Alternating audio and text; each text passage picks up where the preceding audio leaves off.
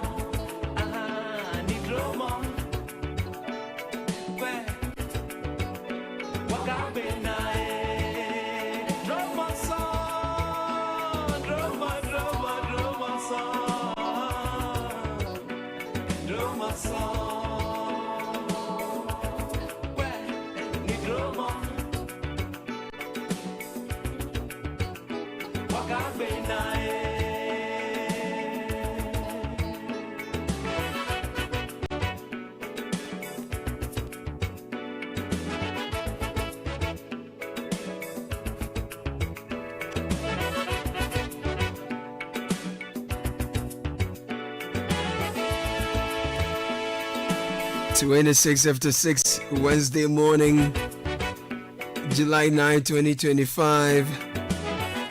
For in him we live and move and have our being, as certain also of our own poets have said, for we are also his offspring. I love this song. It talks about grace. The guys say dromo, the ever say ambanuveva, the I can't say adom. How do you say grace? It's one word that I don't take for granted. I love it so much. Scripture says, for it is by grace you have been saved through faith. And this is not from yourselves. It is the gift of God, not by works, so that no one can boast. For we are God's handiwork, created in Christ Jesus to do good works, which God prepared in advance for us to do. So you think about it. It is by grace through faith we have been saved. It is not from ourselves. It is the gift of God. We didn't have to earn it, but we have a role to play.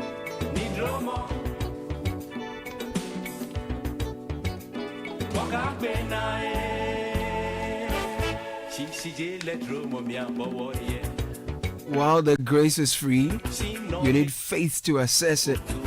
So you know that it is a gift from God. You need that faith to accept that, yes, indeed, though you do not merit it, He has granted you that faith. And while it is not by our works, so we do not boast, we also recognize that we are God's handiwork and He's created us in Christ Jesus to do good works. So two things. Number one, this grace is free so that we do not boast. It is not our works. But number two, He has made us His handiwork so that we can do good works, which He has prepared for us to do. So good works count. You have to do good works by the grace He has given you. So while you do not take the life you have for granted, because this week we've seen enough to know that we can toil, we can stress, we can do so much, but if He takes our life, that is the end of the story. So today we are here because of His grace, but we know that He has also called us onto good works. So what good work are you doing this morning? Think about it and let it all bring Him glory. Whether you're a teacher, you're a nurse, you're a politician, you're an administrator, you're a road contractor, whatever you do, you're behind the console, notice that you have come this far by grace, but that grace calls upon you to do some good works. So we are here for all the good work we can. It's an interactive show. It's the City Breakfast Show, 97.3 Citi FM. Caleb Kuda is the name. Thank you and welcome to a brand new day, brand new show. How can we do good works together with you? 0549986996 is the number. What's up, us? We're happy to share your thoughts with the rest of the world. Business Sense is brought to you by Access Bank. Is certainly more than banking. Access Bank says, bring your ketua for great grace. For ketua beji kesie. That's the promo we are running. Simply deposit a minimum of 250 Ghana cedis into your new or existing Access Bank current or savings account to join the promo. Increase it to 500 Ghana cedis or more and you qualify for a draw. We have something we call the solo accounts. When you spend 500 Ghana cedis or more with any Visa card, you will qualify for a draw. The more you deposit, the higher your chances of winning. This one drew more, so more than 500,000 Ghana cedis up for grabs. That's the grand prize. I mean, everyone will be benefiting from this 500,000 Ghana cedis in cash. And we have other amazing rewards like PS5, iPhone 16, Chromebook, and so much more. It's a promo that's running from now to September. We're doing this together with NLA on their Caritas Lottery platform. Our terms and conditions apply. Please call us on 0800 004400 for more. www.ghana.accessbankplc.com. Access Bank is more than banking. Oh yeah. If you have 250 Ghana cedis right now, it can do wonders for you. Chairman, Fabeji, it could turn your tears into joy in the Access Bank Fakitwa Beji Kesie promo. Madam, Fabeji, it could get you up to 50,000 Ghana cedis cash prize. Business owner, Fabeji. As a student, make transactions with your Access Bank card, and that could get you Spotify and Netflix subscriptions, PS5, iPhone 16 Pro Max, and more. This be out of class Enzo. Fabeji, you see what 250 Ghana cedis can do for you? And Gasakra. Fabeji. It's the Access Bank Fakitwa Beji Kesie promo. Deposit a minimum of 250 Ghana cedis and its multiples in your new or existing account and be on your way to winning a share of the 580,000 Ghana cedis in cash prizes and other amazing rewards. The more you deposit, the more your chances of winning. Promo runs from now to September 2025. This promo is in partnership with NLA on the Caritas Lottery platform. Terms and conditions apply. Access Bank, more than banking. Join the conversation on the City Breakfast Show on Facebook at facebook.com/City97.3, Twitter at twitter.com/City973, and Instagram at instagram.com/City973 with the hashtag CityCBS. This is the City Breakfast Show, the city's biggest conversation.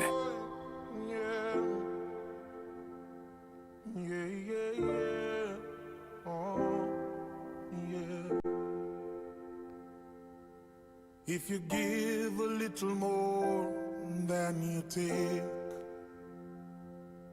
and if you try to fix more than you break, If you're the kind who takes the time to help a stranger in the rain, there's a place for people like you. If you stand up for those down on their knees and lend a voice to those who cannot speak, if you shine a little light, give sight to the ones who've lost their way, there's a place for people like you. I've heard up there the streets are made of gold,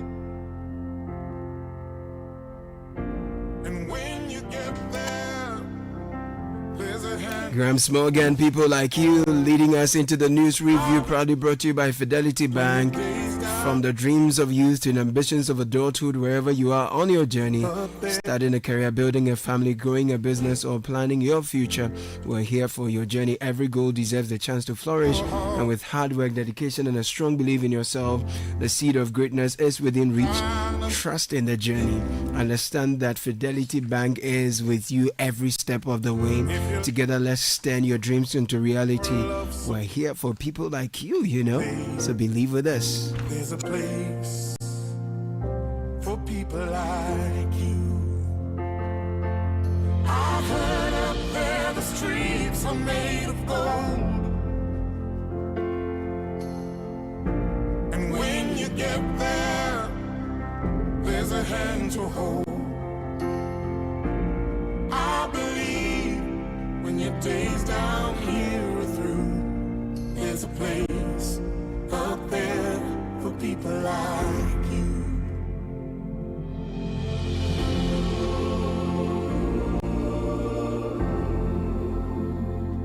People like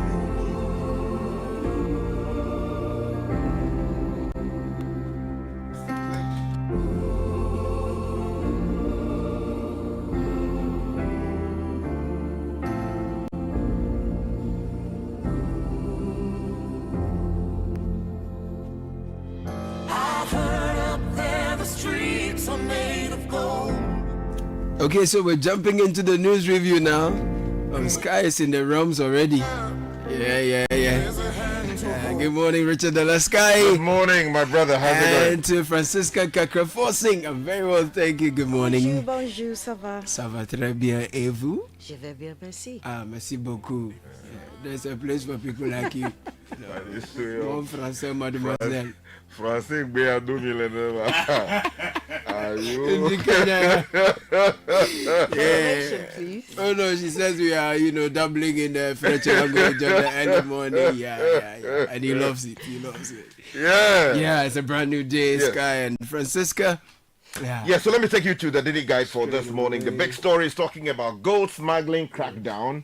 We're told 10% seeds, gold, or cash is going to the informants.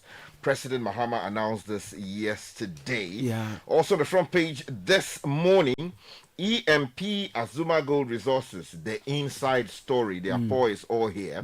MPP goes to court over Ablekuma North rerun. Yeah. The Chief Justice suspension matter. Justice Tokonu goes to ECOWAS court, and Baumia Parliament mourn late Akwetia Member of Parliament. It was a really solemn ceremony yesterday when the leadership of Parliament went to greet the family or to mourn. Yeah. Okay, so the Chronicle has these as their front page stories. Mahama declares zero tolerance for gold smuggling. Also, Komfo Anoche is not from Ewukugwa. That's a researcher putting that out. The Accra Times newspapers cover stories also on gold. Mahama declares Gold Board Task Force strategic to restore integrity. Use RTI to demand transparency. That's coming from Speaker Babin. And also, no fee stress policy, a constitutionally inspired mandate. Details on page 4 coming from the president. Also, Afenyo marking attacks Rekubrobe over ECG leadership claims, and media to play key role in agricultural transformation in Ghana. Okay. Let me take you to the news center. 10% tip-off reward. President Mahama announces at the launch of Gold Board Task Force. Yeah. Also on the front page this morning, GMP denies fraud and seeks arbitration transparency. Okay. We'll monitor that situation. Inside EMP Azuma feud over 100 to 300 million dollar gold mine. Ibrahim Mahama is here on the front page together with Stephen Stone, Azuma Resources, one of the key people there. Yeah. And then if you go to the other stories, we're told 16 people are dead, 110 injured in 3,595 fires in 6 months. This is according to the National Fire Let me Service. take you to Daily Graphic this morning. Report illegal gold dealers for reward. This is President Mahama at the inauguration of the Gold Board Task Force. And then government releases 4 billion Ghana cedis to pay road contractors. This was revealed by the sector minister yesterday in a press engagement. Also, he was speaking to contractors. We'll bring you more on that. Trade Ministry holds national dialogue on first agri-business policy, and President commiserates with U.S. government on Texas flooding. Yes, to the Herald and cover stories. Ghana's engineers and planners expose greedy Australians. That's according to the Herald newspaper. Wanted $300 million instead of agreed $100 million for struggling Azuma Resources after gold price surge. Also, rewrite Ghana's anti-corruption playbook, Julius Debra tells task force. Suspended Justice Tokonu runs to ECOWAS Court of Justice, cites unlawful suspension. And Eni declares Ebanakoma oil and gas fields commercially viable. And let me take you to the Custodian newspaper. The big story talks about jail. 2.4 million Ghana fine await gold smugglers. President Mahama is warning everybody. Akufo-Addo Bawumia mourn Kumi's death. Also on the front page this morning, MPP rejects Ablekuma North rerun. And the story about Azuma and EMP fighting also here on the front page. And another story that says MEDA to promote 24 with MCC models. And finally, if you go to the BNFT, the big story says Springfield and GMP Energy reject Petraco-linked allegations. Okay. They're demanding fair hearing as subject matter is before an arbitral or arbitration tribunal. Also on the front page, energy cocoa sectors require urgent and decisive actions. The IMF is talking to us. Okay. And from dialogue to action, 7th Strengthening Families Conference, and the champions women, children as agents of transformation. Okay, let me take you online very quickly. Channel1news.com. Jean Mensah and fit to lead EC Mustafa Gbande here. He also says the appointment of Baumia's aide is a bad decision on the Ablekuma North. You've heard that already. NPP justifies rerun boycott. Okay. Target the needy in no fees stress policy. This is Professor Ernest Aite speaking to the government, and Mahama commiserates with Trump, US over devastating Texas floods. That's been here. Now, government to release 4 billion Ghana cedis to settle part of road sector debts governs Agboja here. Following our advocacy, Road Minister hails Citi FM Channel 1 TV for advocacy on road infrastructure and on abuse of power. That won't be tolerated. President Mahama is cautioning the Gold Board Task Force. Tokonu seeks redress at ECOWAS Court over ongoing removal of process. You've heard that already. Ignore staged $100 million ENP EBIT gold project signing. This is Azuma Resources pushing back. If you go to citynewsroom.com, government scraps 1D, 1F, shifts focus to agro-processing packs, and the 24-hour economy will bring you the details. And 38 million Ghana cedis needed to operationalize Wale Watermelon Factory. This is the Trade Minister. And President Mahama has inaugurated a committee to oversee UGMC's handover to UG. And the Health Ministry is pledging the catheterization lab for cath following doctor's death. You know, the story came up earlier. We're told the doctor died because some key tools or a lab for same was not available. Now we are learning that's going to happen. 77% of CEOs expect economic growth, but just 48% are confident in revenue. Let me take you to my Joy Online. We won't be distracted by noise. Azuma Resources blast ENP in escalating gold mine. And then also, police exhume multiple human remains in Central Tong Shrine. We're told it's been a site for human sacrifice over the years, and some human remains have been exhumed from there. 15% VAT on non-life insurance, a win for government revenue, but a major blow to insurance penetration. There's an article on the High Street Journal, and civil society groups are urging Minerals Commission to step in as ENP Azuma feud deepens. There's a story of the energy minister saying that we are going to see some power outages across the country this weekend. I don't know if anyone has that. Can we start with that story? You got that? Which of them? The energy minister announcing that there's going to be power outages. No, I mean, we can always start with something else. Yes, yes. I'm not seeing that on the front page. Very well, I'll bring you that shortly. But what do you have? Where can we start from? Okay, so we have the gold board matter. Yes. The president spoke yesterday, and we are promising as a country 10%. For choking people. If you see somebody smuggling gold, yes, just choke the person and then you get a share.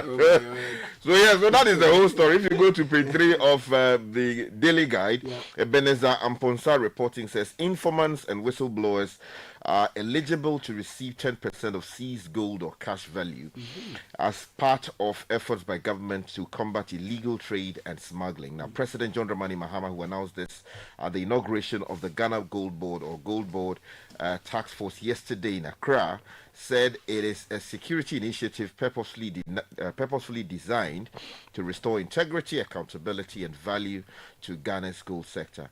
Now, the Ghana Gold Board Act 2025 is designed to oversee, regulate, and participate directly in the gold value chain from small-scale mining to assaying, trading, and export holding, with exclusive rights to purchase and export all gold produced in Ghana, except from large-scale mining firms. The Gold Board still holds preemptive right. Now, President Mahama also said, like cocoa, gold will now be consolidated, traded, and exported through a centralized, transparent system. So basically, the point is that if you find that somebody close to you or somebody you don't even know, it's you smuggling, see that, just choke the person. And you will get some of the money. Let's stay with President Mahama. Yes, this please. is the no-fee stress policy, a constitutionally inspired mandate, he says.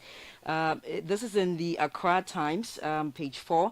President John Dramani Mahama has officially launched the no-fee stress policy, an initiative aimed at fulfilling the constitutional mandate of providing equal access to university education for all Ghanaians. Speaking at the launch of the policy in Koforidua, President Mahama stated that the policy is more than a budgetary item.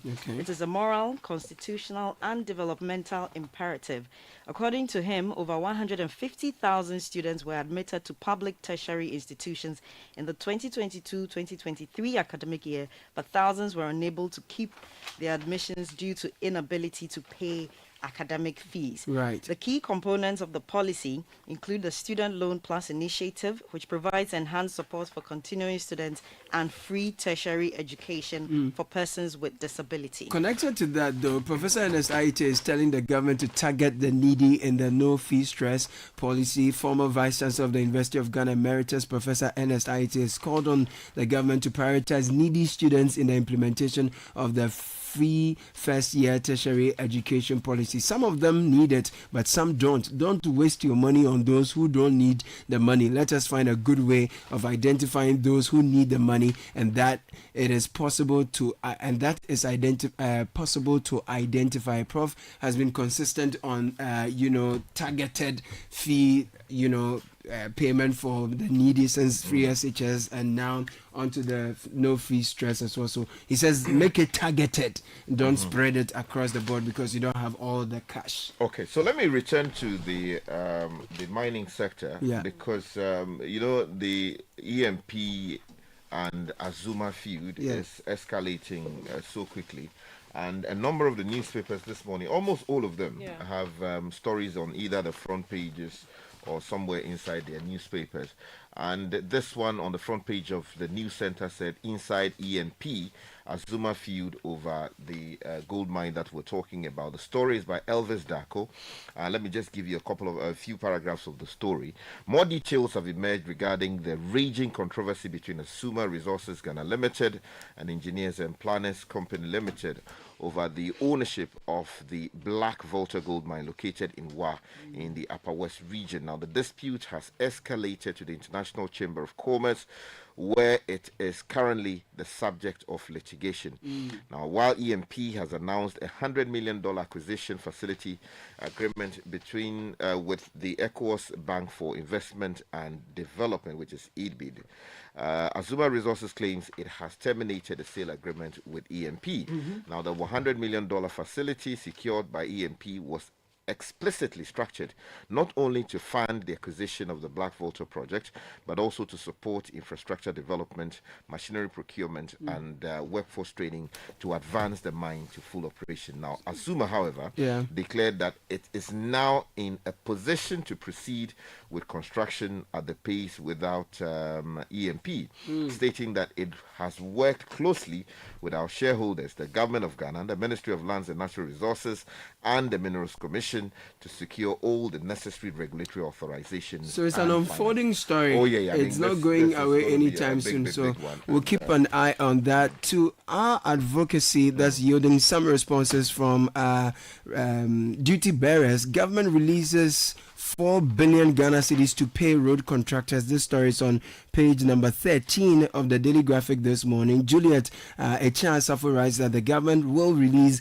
4 billion Ghana cedis this month to defray part of the 21 billion Ghana cedi debt owed road contractors across the country. Now, the Minister of Roads and Highways, Kwame Gavin-Zagboja, has said, he explained that the move was to enable contractors to resume and complete work on stalled projects. Quote, we are intending to pay some 4 billion Ghana cedis towards retiring part of the 21 billion from this month. Mr. Agboja made this known during a press conference in Accra yesterday. Now, he did also say that he finds he has difficulty getting foreign contractors in particular to pave bad portions of road projects while they are underway, because the contracts have some allocations for the regular patching of potholes and things like that, but he's been compelled to get local contractors like Oswald and Feskai to patch potholes along the Ashama and Afienya,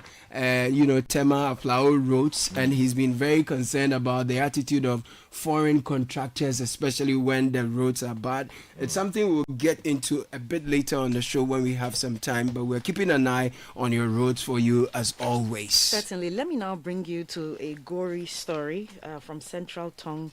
Police exhume multiple human remains in shrine. The Homicide Unit of the Ghana Police Service has undertaken an operation, uncovered and exhumed multiple human remains buried in a shrine at Block Kope in Central Tongue District. This followed a suspected ritual murder and disappearance of 28-year-old Nelson Anyana. The homicide investigation is a breakthrough in the alleged murder of Nelson, resulting in the discovery of multiple bones, some buried under idols in the shrine.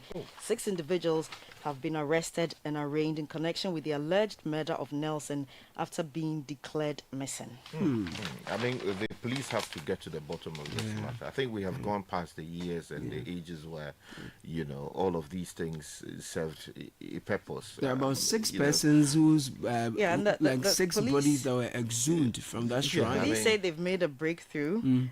This is detectives from the Homicide Unit in Ho. They're saying that there's a company of 3 key suspects they conducted a search, and these are the suspects. I mean, they have to get to the bottom of the matter, and the people responsible have got to be dealt with in accordance with law. We cannot continue to entertain some of these things in some areas.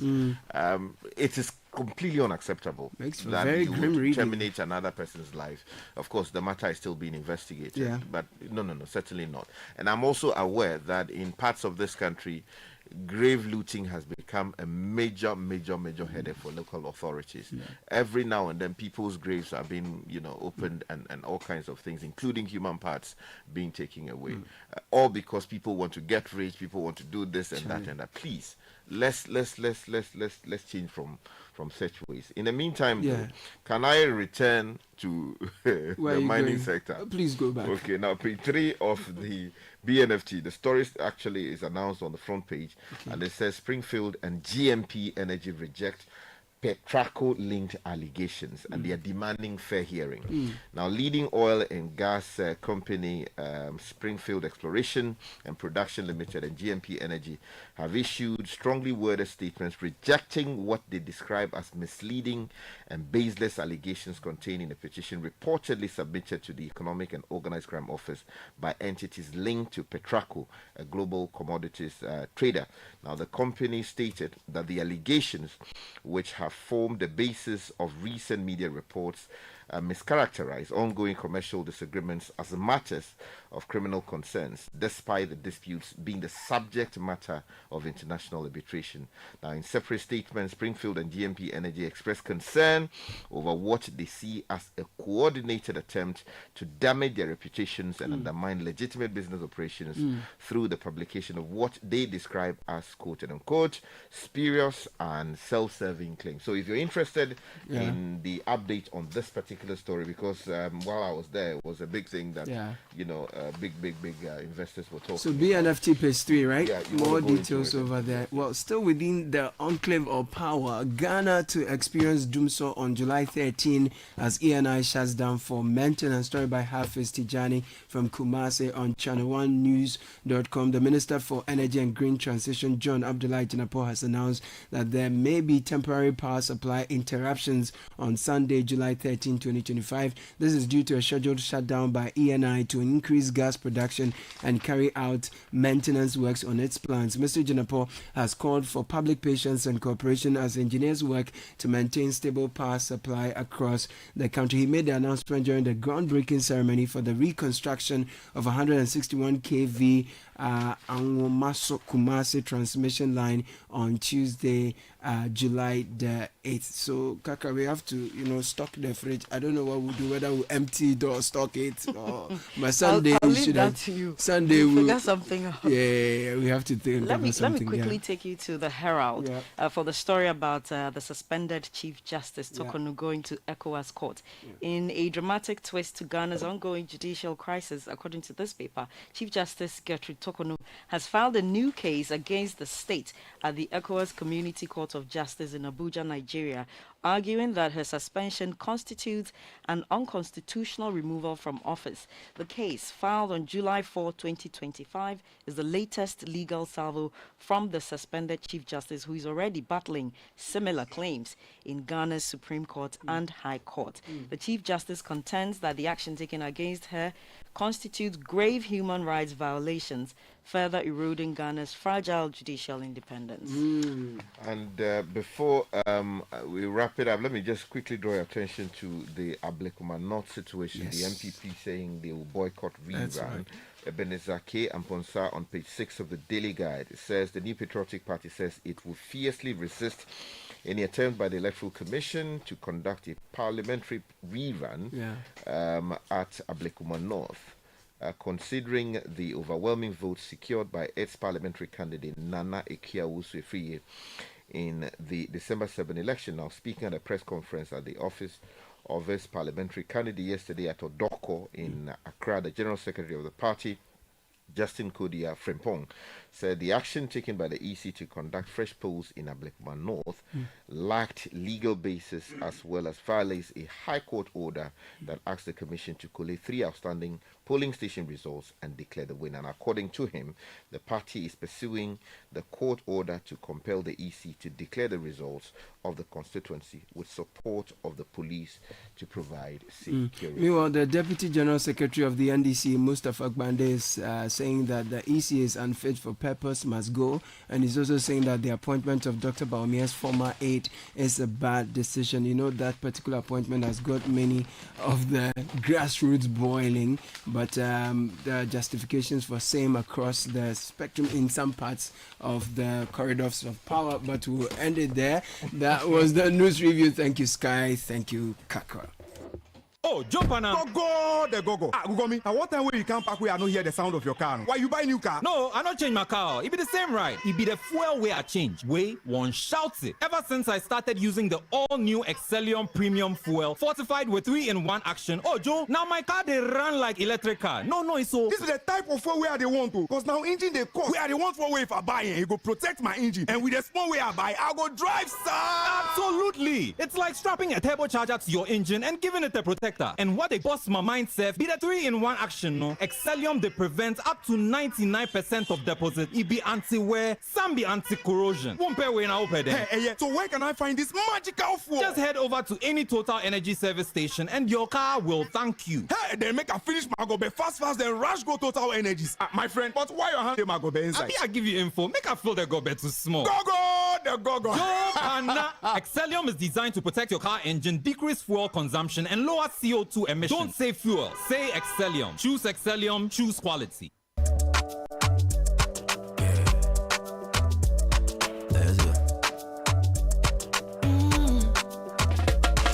My buddy, when you wake up in the morning and you know the money calling, oh, you go work, but you know it's out there your side. If I believe with us, if I hold my hand and believe, oh, cause you know it's out there your side. And when you dream, no say I live by you.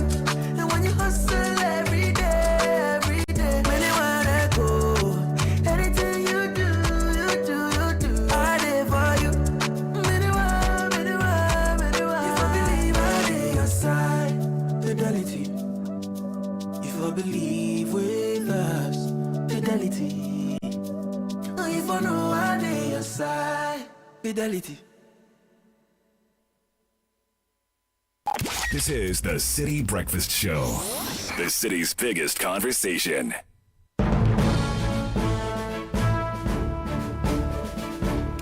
Neela Telate joins us in the studio with the breakfast edition of the Citi Business News, proudly brought to you by MTN and EcoBank. Good morning, Neela Telate. Good morning, Caleb Kuda. Good morning to you listening. You are live on the breakfast edition of Citi Business News on 97.3 Citi FM. The bulletin is brought to you by MTN, Goil and EcoBank. Coming up, GRA to go tough on tax defaulters after shutting down X1 mining company over 3.5 million cedis debt. Also in this edition, dispute over Black Volta Gold project escalates again as Azuma Resources challenges the $100 million acquisition deal by engineers and planners. Plus, confidence in Ghana's economy by business leaders rises, but optimism for revenue growth drops sharply. All these and more in the next 10 minutes.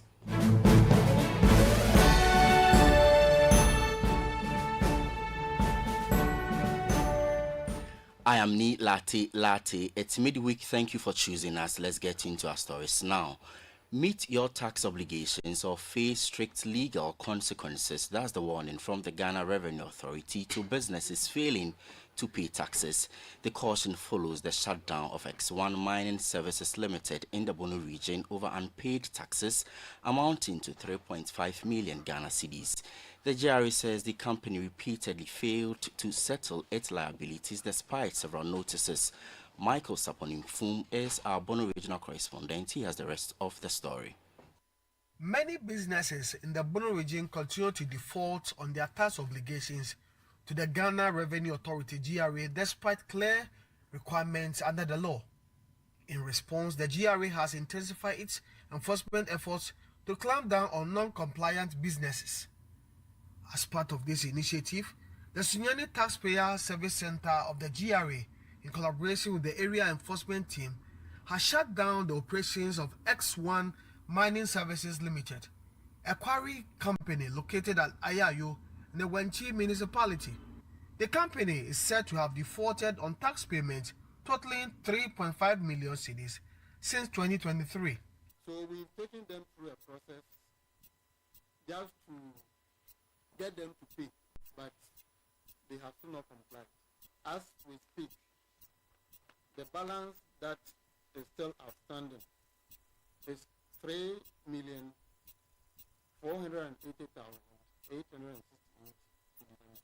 We are not successful. Manager of the Sunyani GRA Taxpayer Service Center has urged businesses to comply with their tax responsibilities or face the full consequences of the law. That report was filed by our Bono regional correspondent Michael Sapon in Fum. Now, more CEOs managing businesses in the country are optimistic about economic prospects this year, but that confidence doesn't fully extend to their own firms. The 28th Annual Global CEO Survey by PwC shows 77% of chief executives expect Ghana's economy to grow in 2025. However, when it comes to their own companies, only 48% of CEOs are confident about revenue growth, a sharp drop from 65% last year. Factors for this gap point to inflation, volatility, tax policy, and lingering structural challenges in the business climate. But what recommendations are there for these managers to tackle challenges in the second half of the year? More in the following report. Even when Ghanaian CEOs extend their outlook over a 3-year horizon, only 57% express confidence in revenue growth, well below the 81% recorded in 2024. This disconnect between macroeconomic optimism and on-the-ground business sentiment is a persistent unease among executives driven largely by inflationary pressures and market volatility. The latest PwC CEO survey shows although inflation has cooled to 13.7% as of June 2025, many CEOs record a sharp surge in prices during the third quarter of 2024, making them cast doubt on the sustainability of recent gains. Compounding the challenge is Ghana's policy environment. About 2/3 of surveyed CEOs, that's 63%, rated the country's tax policy as either poor or very poor. They flag it as a significant barrier to business growth. Concerns about access to capital, inconsistent energy supply, and unpredictable policy shifts are also eroding investor confidence and complicating long-term planning. In response, PwC is urging business leaders to prioritize rebuilding confidence through data-driven decision-making and strategic planning. The report also calls for more investment in innovation and a shift in business models to align with global megatrends, particularly artificial intelligence and climate sustainability. Let's stay a while longer on the economy and its impact because the country's strong international reserve position is expected to support price stability, ease pressure on the cedi, and improve disposable incomes for households. That's according to Head of Finance at Meban Capital, Nelson Kuju-Kwagbeji. His comments follow President John Dramani Maham's recent disclosure that Ghana's reserve cover has risen from 4.7 months in April to 6 months, its highest level in more than 15 years. In an interview with Citi Business News, Mr. Kwagbeji described the development as a positive signal for investor confidence and fiscal sustainability, but quickly urged the government to stay the course on its macroeconomic reforms. It's going to promote stability because once you have a stable currency, we expect that stable currency to translate into other sectors, and most especially when you go to the filling station, you realize that the prices at the filling station will be stable. When you go to any shops to buy any imported product, as a result of the stability of the cedi, most of the goods on the shelves will also enjoy relative price stability. And that will mean that businesses and consumers can confidently, especially individuals' disposable income or purchasing power will increase as a result of the stability of the cedi. And as I did indicate, the stability of the cedi is as a result of the reserve that we have built over some time. In fact, as at the end of December, it was around a little over 8 billion Ghana cedis, which represent about 3 months of import cover, which means that from December till now, we have doubled the import cover to 6 months, and that is significant for the economy. Nelson Kujoku Agbeji is head of finance at Merban Capital. Let's go to the forex market this morning, where the dollar is trading at 12 cedis 40 pesos, the British pound at 17 cedis, and the euro could be sold to you at 14 cedis 60 pesos. Mind you, these are rates being offered by some forex bureaus in the capital and not the interbank rates published by the Bank of Ghana. Away from that, energy sector players want the government to release an interim load shedding timetable ahead of a nationwide power outage scheduled for Sunday, July 13. The Ministry of Energy and Green Transition has announced the disruption will result from planned maintenance works by gas supplier ENI involving a temporary shutdown of gas valves to facilitate rehabilitation to increase output. But energy analyst Benjamin Insia tells Citi Business News consumers and businesses need advance notice and a clear schedule to minimize losses.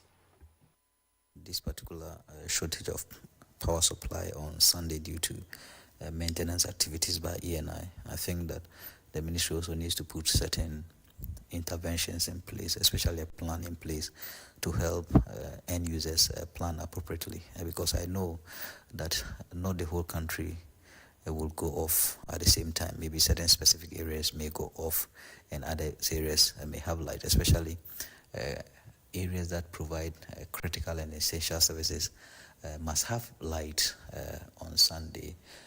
So I think that we need a load management schedule. There should be a timetable where that timetable will help end users know which areas will have light and which areas will not have light on Sunday. Benjamin Insia is an energy analyst. Moving on, tension is brewing between Azuma Resources Ghana Limited and engineers and planners over the Black Volta Gold project, just days after a truce appeared to have settled a long-standing legal dispute. The latest controversy follows a high-profile event on Monday where engineers and planners signed a $100 million acquisition facility with the ECOWAS Bank for Investment and Development to finance its takeover of the project.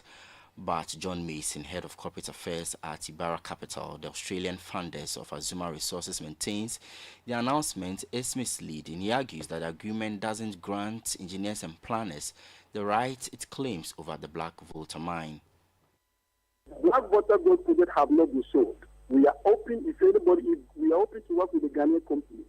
If anybody is interested, and we are not selling. We are not in the market. We are not saying we are selling the asset. Okay? If you want to work with Azuma, we are open to talk to anybody. But the stage, this is nothing but a stage. And it is not doing anything.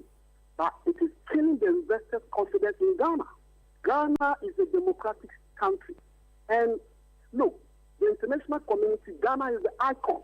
So if what is happening in Burkina Faso, in Mali, in Niger, where military government have taken over seizing mining assets, is happening in Ghana, then that is a pity.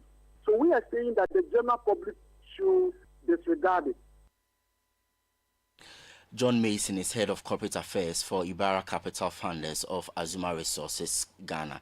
Meanwhile, engineers and planners have described the claims as baseless. The company insists the transaction is legitimate and has not been concluded with the proper shareholders in line with earlier agreements. Bobby Banson is legal representative for engineers and planners. We do not understand why, if you say that you do not have an agreement with EMP, why are you worried when EMP goes to raise a funds? And let me say this. I saw a statement that was purportedly issued on the letterhead of Azuma Resources Ghana Limited. You see that statement, and like this second one, is not signed by any director of Azuma. Why is that?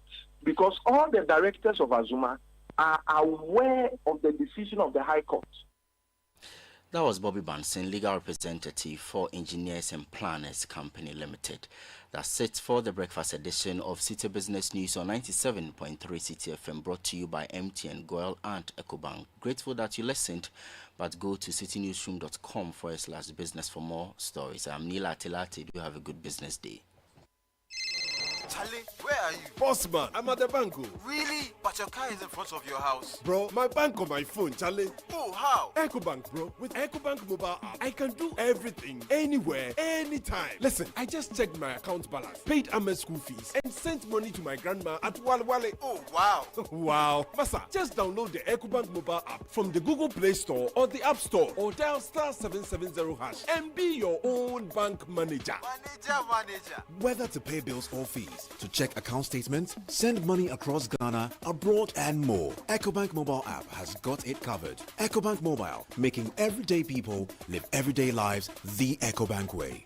EcoBank, the Pan-African bank. It's your day off and you end up looking after the baby while your wife goes off to work. You realize you have no idea how to change a diaper, so you video call your wife. Hello, darling. Yeah, hello. Hello. Kojo, is everything all right? Everything is not all right. I'm not seeing Topo. How do I change a baby's diaper, please? Kojo. Okay, first, put the diaper. The video call freezes. While you wait for the internet to catch up, the baby sprouts a fountain and wets the diaper. As you are getting a new one, your wife comes back online. Kojo, no. But I have to go and get a new diaper. What must I do next? I beg, quick. Open the front of the diaper. It's the side that has... Wow, look. The video freezes again. Abba. By now, you know where the conversation is going. There's no buffering in real life, so why accept it from your internet connection? Get connected and experience ultra-fast internet to your home, powered by MTN Fiber Broadband. From the Internet Masters. MTN, everywhere you go.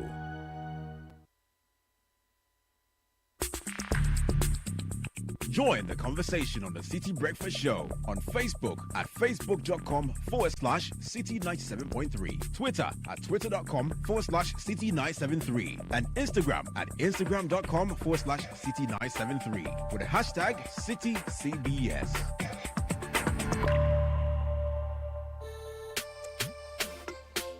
Pull up. Selecta pull up. Yo, if you come why I say, come you go Fikinata, high grade family, West Side legacy. Boof, it's Dr. Ray on the beat. It's 7:15, and this is still the Citi Breakfast Show. I'm Bernard, still with Caleb and the team. Kickoff is coming up shortly, brought to you by EcoBank. Actually, the business news was brought to us by EcoBank. Every day, people face different emergencies, whether it's a police, fire, or medical emergency. But many Ghanaians don't know the emergency WhatsApp or numbers, which is why we have introduced *770#, the new EcoBank Money Emergency number. It gives you instant access to loans, fund transfers, utility payments, airtime and data purchases, and so much more. Dial *770# now for solutions to your money emergencies. EcoBank, the Pan-African Bank. And of course, MTN is also proud to be associated with the Citi Business News. You can go SIM-less with MTN's eSIM and enjoy the convenience of connecting multiple phone numbers to one single phone or device. To check if your device is compatible, simply dial *#06#. Once you receive an EID number, it means your phone or device is compatible.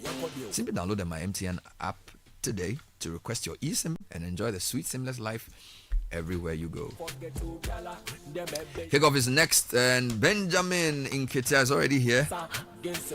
And let's talk about Shell V-Power. With Dynaflex technology specially formulated to clean and protect your engine, giving it the boost it needs, designed to remove performance-robbing deposits so that your engine performs at its best. Fill up with Shell V-Power at a Shell service station and feel performance, feel confidence, and feel protection over and over. Go well. The Lesheho Don't Call Me campaign has come to you because you deserve financial peace. Life comes with difficulties and challenges, but with Lesheho, you don't have to face them alone. We've reduced our interest rate just for you. Simply WhatsApp or call Nana on 027-004-0799. Let's make life easier together. Terms and conditions apply. Lesheho, let's improve life.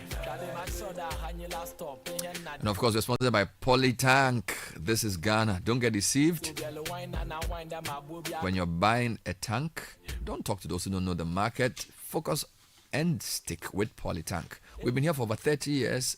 We've been trusted by many generations. Make no mistake, choose the Polytank guaranteed quality brand, available at the same price across the country at our Polytank partner shops, whether it's the Rambo, the Hippo, the Sumo, or the Super Sumo. Polytank, the original. Caution, we do not request for Momo payments online.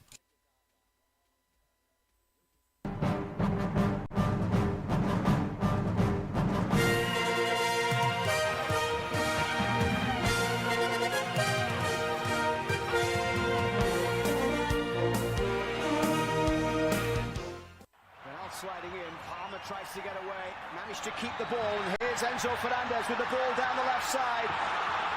João Pedro in. It's an opportunity here to make it 2. Oh, what a strike!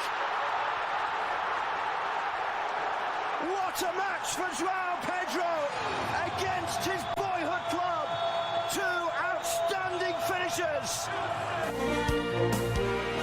So kickoff is Benjamin Ketia. Good morning, Ben. Good morning, Bernard. Let's get into it. And it was the João Pedro show as the Chelsea new forward struck twice against his boyhood club, Fluminense, to send the Blues into the Club World Cup final. In the same competition, PSG take on Real Madrid later tonight. And in other headlines, the Ghana Weightlifting Federation set to host the 2025 Africa Youth and Junior Weightlifting Championship.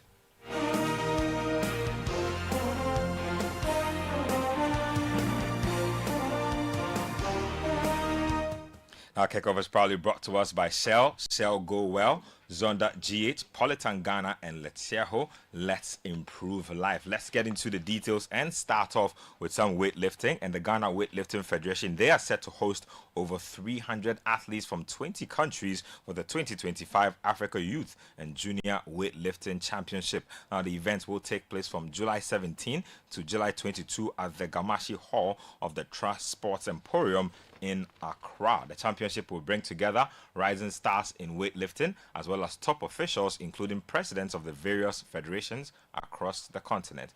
Gabi Ofe of Citi Sports has more in the following report.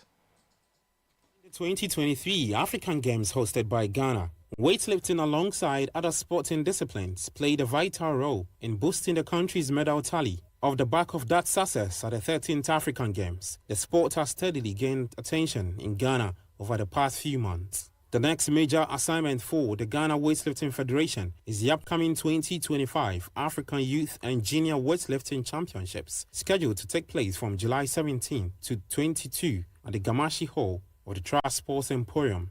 Speaking at a press conference on Tuesday, July 8, at the Olympic Committee premises, President of the Federation, Jerry Ahmed Shaib, reaffirmed their readiness to host a memorable championship. Virtually, we are ready. We've had some support from Ministry of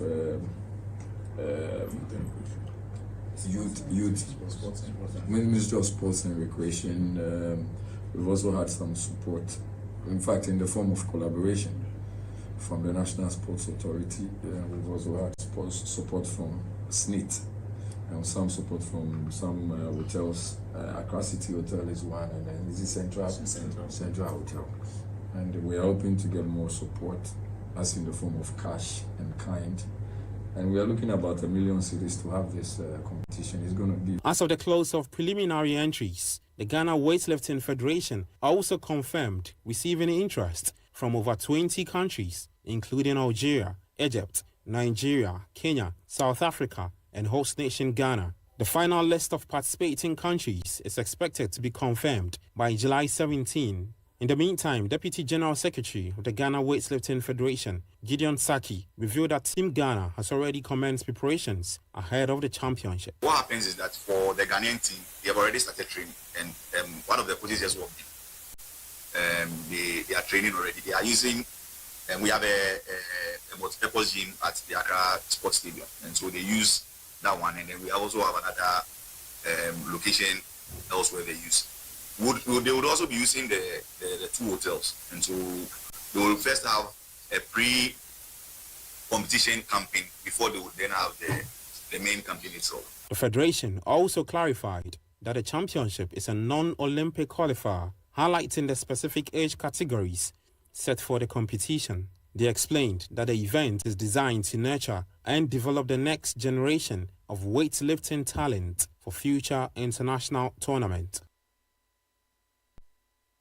So you heard Gabi Ofe of Citi Sports with that report there. Let's move on to some other stuff. And Ghanaian giants Hearts of Oak have withdrawn from the Eco International Tournament in Nigeria due to changes in the tournament schedule. Now, in a statement released yesterday, the club announced that players will go on a break from July 9 and return later this month to begin full pre-season training. Originally set for July 6 to 13, the competition has been moved to July 13 to 20, a shift that clashes with the club's pre-season plans. conditions. Now, the club says the new dates interfere with their recovery schedule, especially after their 2-1 recent loss to Asante Kotoko in the President's Cup. Let's now move on to the Club World Cup, and Chelsea's man of the match against Fluminense, Joao Pedro, says scoring twice in the Club World Cup semi-final is a big deal. Now, in just the second game for the Blues, the Brazilian forward netted a brace against his former club, helping Chelsea into the final. He admitted it was bittersweet scoring against Fluminense, but added that I have to stay professional. I think it was a dream first start. I don't think it could be better. 2 goals. Now we need to think about the final. Yeah, I'm very happy to score 2 goals today. Against the club where you began your career, the fans adore you, you apologise to them. How would you sum up your emotions in that moment? I think I'm happy to score my first goal. But also, I know this tournament is very important for them. I can't just say sorry, but I have to be professional. I play for Chelsea. They pay me for that, to score goals. And today, I was happy to score.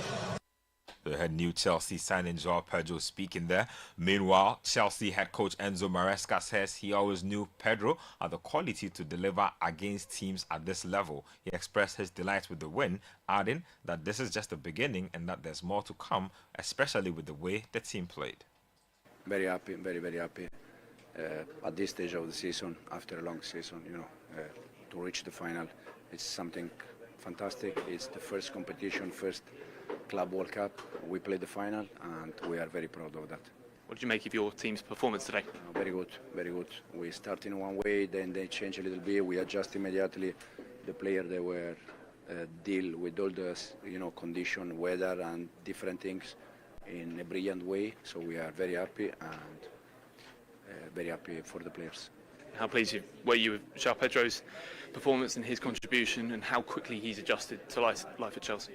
Yeah, we knew that against a low block, Joao is going to help us because he has quality in the last third against teams that they defend deep, and he showed today how good is, but it's just the beginning.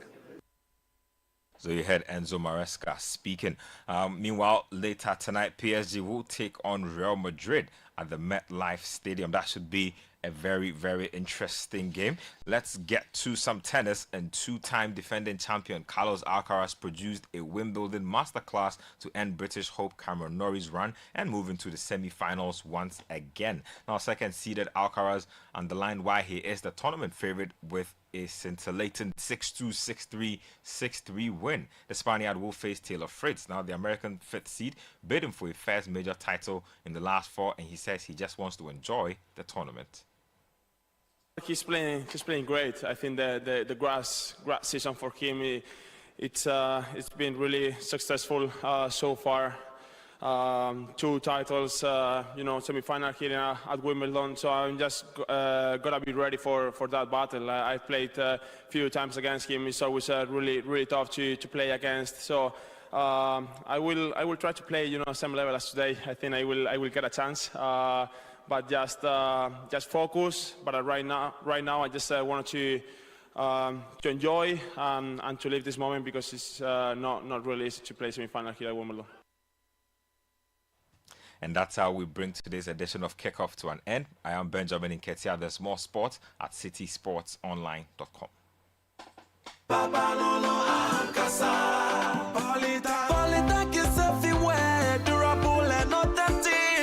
Stronger brand you can trust. Polytank, we get some more Rambo and get some more super. And the Poly challenge we did. Polytank, Papa no no, Papa no no, Papa no no, Papa no no no, Papa no no, Alcazar. Polytank, the original, always the best.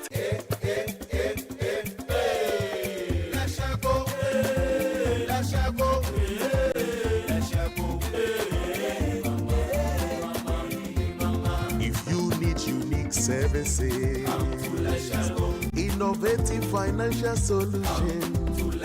We deliver on our promise, cause we are number one. Let's share go, we improve your life.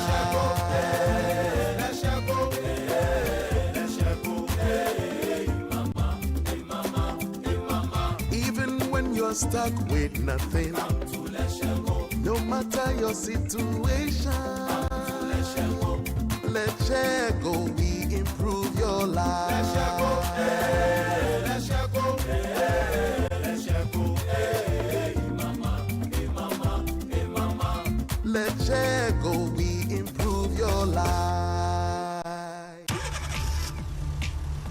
Do you ever wonder how your car's engine is doing as you drive? Not often. Does it feel confident and protected, or is it tired and struggling? I have a busy schedule, so I leave matters of my engine to Shell V-Power. With Shell V-Power, you can feel confident because it is the best ever fuel designed for performance and efficiency. Shell V-Power removes performance-robbing deposits, so you can feel protected.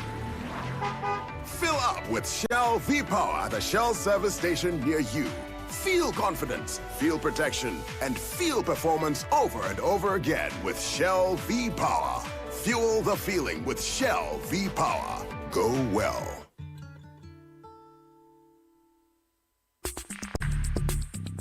Join the conversation on the Citi Breakfast Show on Facebook at facebook.com/Citi97.3, Twitter at twitter.com/Citi973, and Instagram at instagram.com/Citi973 with the hashtag CitiCBS.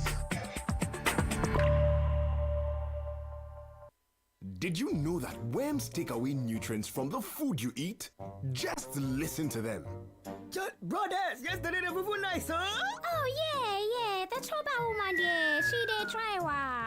Charlie, something come on. Eat the food. It did taste like banana. Eh, make a taste some. Make me try a taste, make a taste. Hey, something is doing me.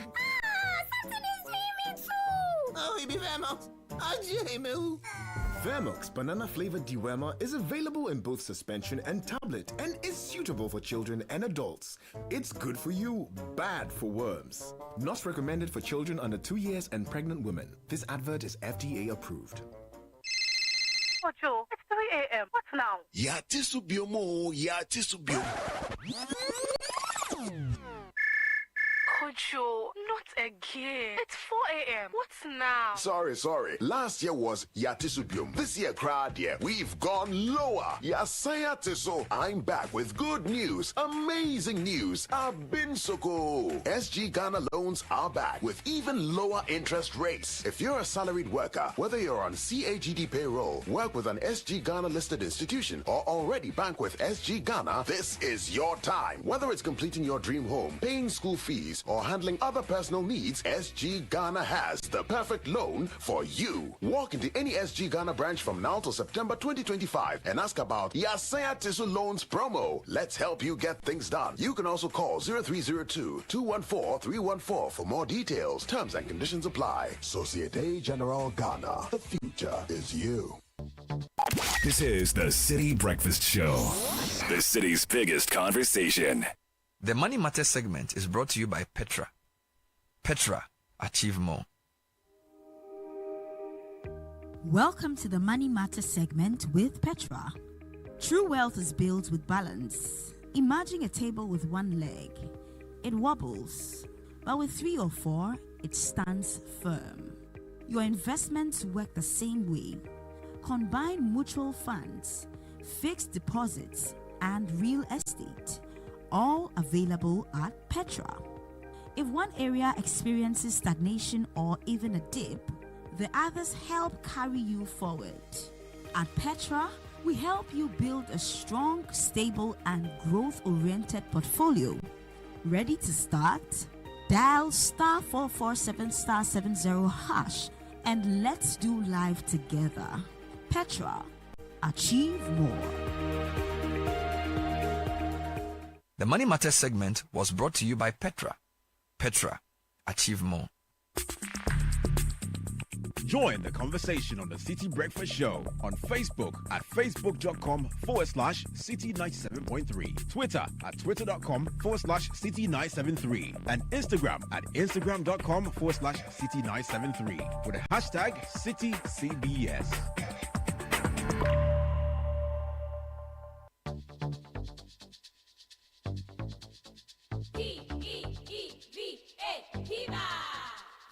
Looking for a burst of flavor in every sip? Discover the refreshing taste of Piva beverages. Enjoy the classic Piva Cola flavor, perfect fit anytime. How about a fruity adventure? Try our delightful Piva orange fruit drink packed with recognized citrus flavor. Craving something exotic? Our Piva cocktail fruit drink brings the tropics to you. For a sweet and juicy treat, grab our grapefruit drink and don't miss out on the refreshing Piva tangerine fruit drink, bursting with tangerine flavor. Piva Cola, Piva Orange, Piva Cocktail, Piva Grape, Piva Tangy. Grab yours today. Available now at your local store. Call us on 055-00-322-31. Piva, a taste you'd love. This advert is FDA approved. P for Piva. In every Ghanaian home, there's a trunk, not just of GTP fabrics, but also stories and tradition passed on from mother to daughter to help her discover herself, to shape her dreams and hopes, to usher her into becoming a woman wrapped in purpose. Celebrate every woman's journey of growth into womanhood with the new GTP Mother's Day collection, now available at all accredited dealers nationwide, the GTP retail store in Osu, and online at shop.gtpfashion.com. Verify authenticity by matching the code on the edge of the fabric with the code on the label. GTP, life styled. The City Breakfast Show. Rise above the noise. Unleashing the power of relevant radio. This is City 97.3.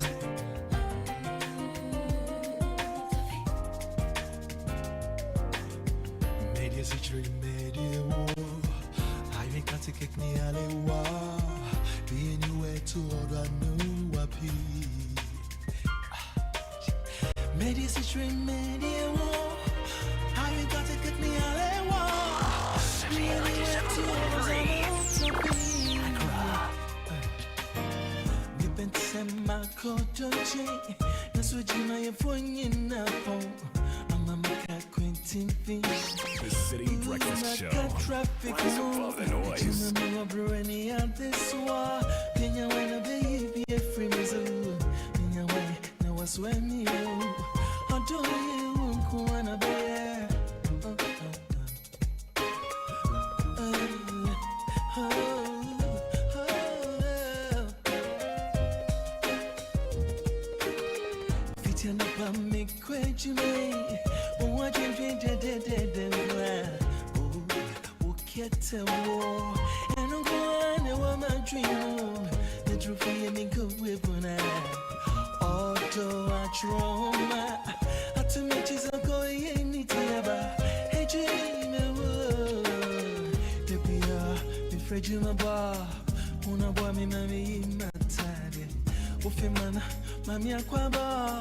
Oh, you make my day, my feel no happy.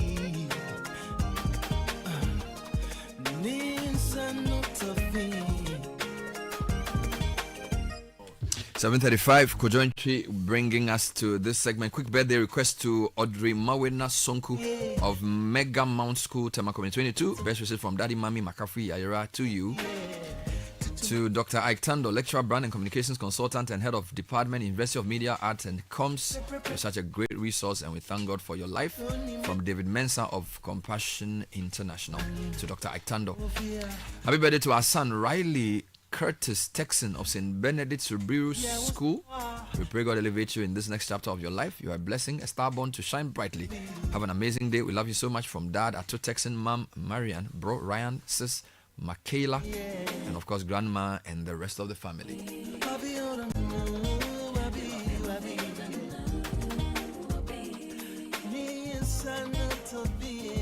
All right, so we've made two very important adjustments to the literacy challenge, which I just want to announce. Right.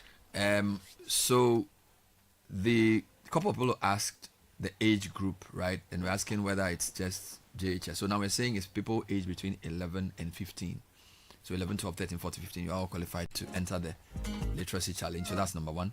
Number two, the topic is the same, but we've sort of now said that we also want you to give us some solutions. We don't want you to just tell us the problem with climate change, right? So now, discuss the effects of climate change on agriculture in Ghana and how this affects individuals, families, communities, and the nation, and suggest practical solutions to help Ghanaians mitigate these challenges. We want our young people to think solutions, not just think problem, right? Like we do here. There's something we do called solution journalism, which is what we did with the Volta Dam spillage. There are certain times where we use the platform to say, look, heck, this is what needs to be done.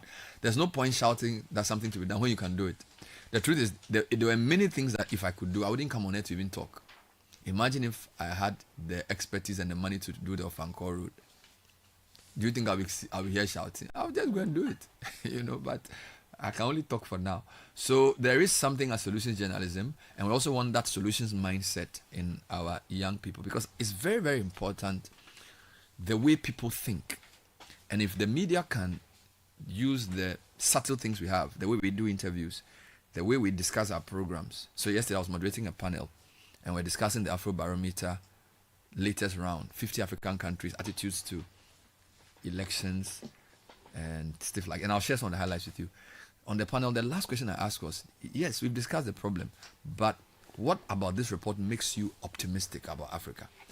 A lot of times when you ask people like that question, they're like, oh, because they are always thinking about what's wrong. We need this, we need that. They say, okay, what about the report heartens you? Then they will think for like 2 minutes. Okay, so it tells you that even the way you set questions, the way you do interviews can frame people to think only about problems.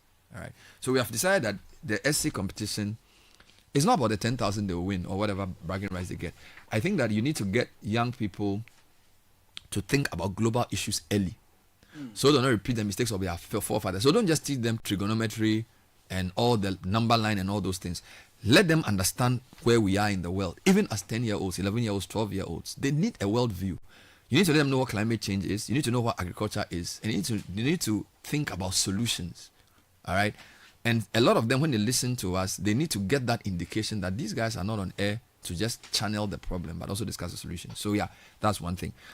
So some of the things we do on this program. So for example, this morning, we've been shouting about the roads for about 2 weeks. Yeah. And I believe our advocacy forced the Minister of Roads to hold a press conference. I'm very sure of that. But the press conference happened around 9:30. So a lot of the people the early crowd couldn't listen. So what I want to do is, I'm going to play for you what the man said. And then we're going to see if it makes sense. And we're going to find out whether the timelines given and the proposed solution works or whether we need to tweak it. So that's where I'm going with this. But I'm just announcing again that now the Literacy Challenge essay topic is complete. Same topic in no less than 600 words. Discuss the effects of climate change on agriculture in Ghana. What challenges do these create for families, individuals, communities, and the nation? But we've added a bit. Suggest practical solutions to help all Ghanaians mitigate these challenges. All right? And this is because a few people said to me, Bernard, you need to think solutions too. Don't let our kids just talk about problems. So I added that. Now, essay must be handwritten, endorsed by parent or guardian. All your contact details also added. The deadline is very close, 26th July. So you basically have 3 weeks to do this. And this is for people aged between 11 and 15, both inclusive. Okay. So 11, 12, 13, 14, 15. So I want to ask you a question. So, right. I mean, if your son returned from school with such an assignment and asked you, Daddy, how do I approach this topic? What's the structure you propose? I'll ask him to break the topic into 3. Because there are three angles. So the first one says discuss the effects of climate change on agriculture in Ghana. So that's the main focus. Then it says what challenges do these create for individuals, families, communities, and the nation. So they've given you at least 4 paragraphs. So basically, what is climate change and why agriculture, the effects. So you define both terms and have a broad conversation on it. Then you zero in on the body, which is on what does it do to an individual. So I can start from nation. I don't need to follow the sequence. So I can do nation, community, family, individual. All right. Then the third part is the solution. Now, I would say the solution flows from the problem because light was made out of darkness. So, indeed, most businesses come out of problems. So I will not ask him to go and look for solutions anywhere. I'll say to look for the solution, look at the problem more closely. So he needs to choose his problems well, problems which inherently contain solutions. All right, so let's assume you're saying climate change is leading to unpredictable weather patterns, and therefore there's need for irrigation, or as an example, or we need technology which can predict rain in a better way. So you can say climate change is leading to lower harvest and uncertainty. So usually maybe there were 2 planting seasons in March and September, whatever. But because of climate change, the rains came and they destroyed his farm. So he needs to use AI for a tool that can help him to say, have a more accurate prediction of the rain pattern so he can plant. Then number 2, irrigation technology. Dam the water. Something like this. You get it? So, but I need to discuss the problem properly. And then on the basis of that problem, I pick the solution. But I'll probably ask him to go and read about it and let's have a discussion. So go and read about it and don't write anything. Let's have a discussion around it. When you have a discussion and you understand it, then you start writing. Instead of just going to look for things and start writing. That's how I would have approached. I don't know about that's a beautiful exposition as to what exactly to do when you are asked a question of that kind in a classroom. First of all, you need to understand what you're talking about. So that is where the research be. You go and do your research, try and understand what exactly it is. Now, it is a global problem, but how peculiar is the Ghanaian situation?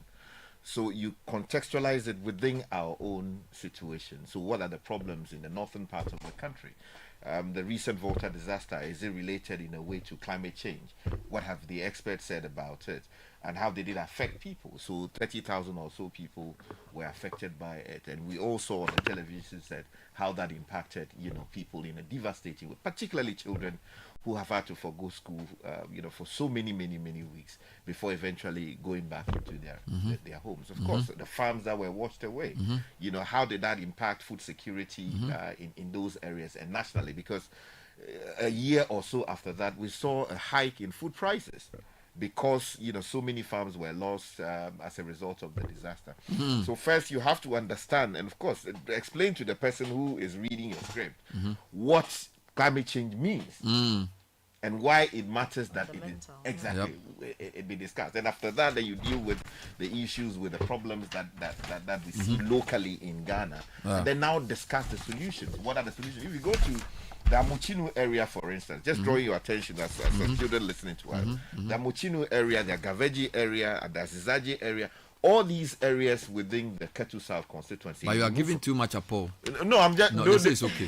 It's good. Let's not give apple. You see, we've asked people to write, so we are just helping parents to think about it. But it's not what you are doing now. It's like someone is taking a recorder and saying, "Okay, Sky has said to do this." So it's okay. No, it's okay. We are basically saying that. Discuss it, approach it. You have 3 weeks, so involve the family and do it. Don't lead me to now tell people how to solve the problem, and then they will now use the say, as Bernard Avles said on Citi Breakfast Show. Not at all. They can someone going to shock you. As Mr. Avles said on Citi Breakfast Show on 9th July. No. So please, it's just a way we are trying to help people to appreciate the topic. So please, let's just move on. The key point is that the essay is the first of 3 stages of a competition we call the Literacy Challenge.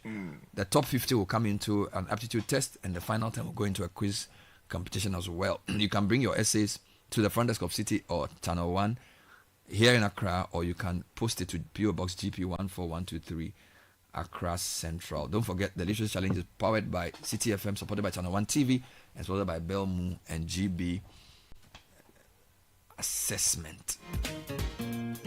All right, let me tell you a couple of quick things you need to know before I take you to the roads discussion. Prudential Bank welcomes you to seamless banking with our mobile app. Perform instant transactions, link mobile money wallets, scan GHQR Pay, manage your card, transfer money between banks, and do so much more with this amazing app. Download the PBL mobile app now from the Apple Store, the Google Play Store, or the Huawei App Gallery.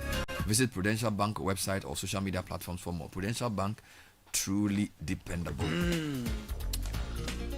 And at Western Villas, we have stunning homes which redefine elegance. Each home is a masterpiece designed with precision and love, from swimming pools, gyms, playgrounds, etc. We also have executive plots at McCarthy Hill, strategically located and offering unparalleled views, easy access to amenities, and endless possibilities for executive living.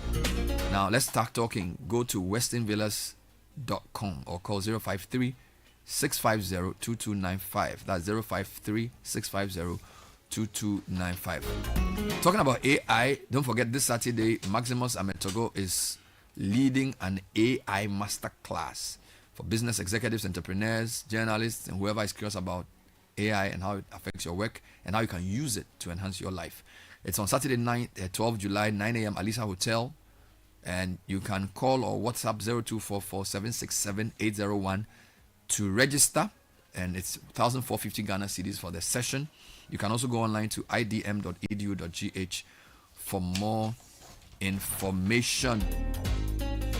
Talking of education, Rosebank International University College emphasizes practical over theoretical, acquiring real-world skills, accessing expert career service, and discovering global exchange opportunities, all within one fell swoop. Now, your future starts at Rosebank International University College. How do you get to them? Website riuc.edu.gh or call 0307 007 800. You can also visit our state-of-the-art campus at Opebia House. And if you haven't tried Kebi chocolate yet, you're really missing out. It's rich, smooth, proudly made in Ghana, and the perfect treat for yourself or a thoughtful gift for someone special. Get your hands on some Kebi goodness.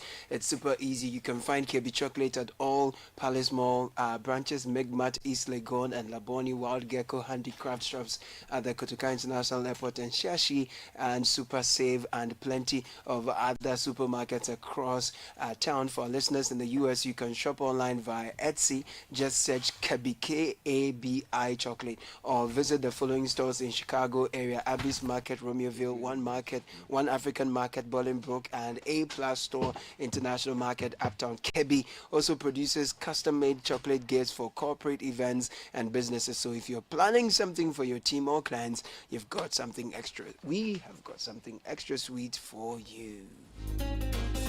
Now, do you want a British degree at a fraction of the cost? If you're looking for a vibrant student experience in a community that builds your confidence and equips you with real-world employability skills, enjoy all these and more with scholarships available to support your academic journey, and that happens at Lancaster University, Ghana. Be taught by expert faculty trained to UK standards right here on our campus in Ghana. Visit www.lancaster.edu.gh to find out more.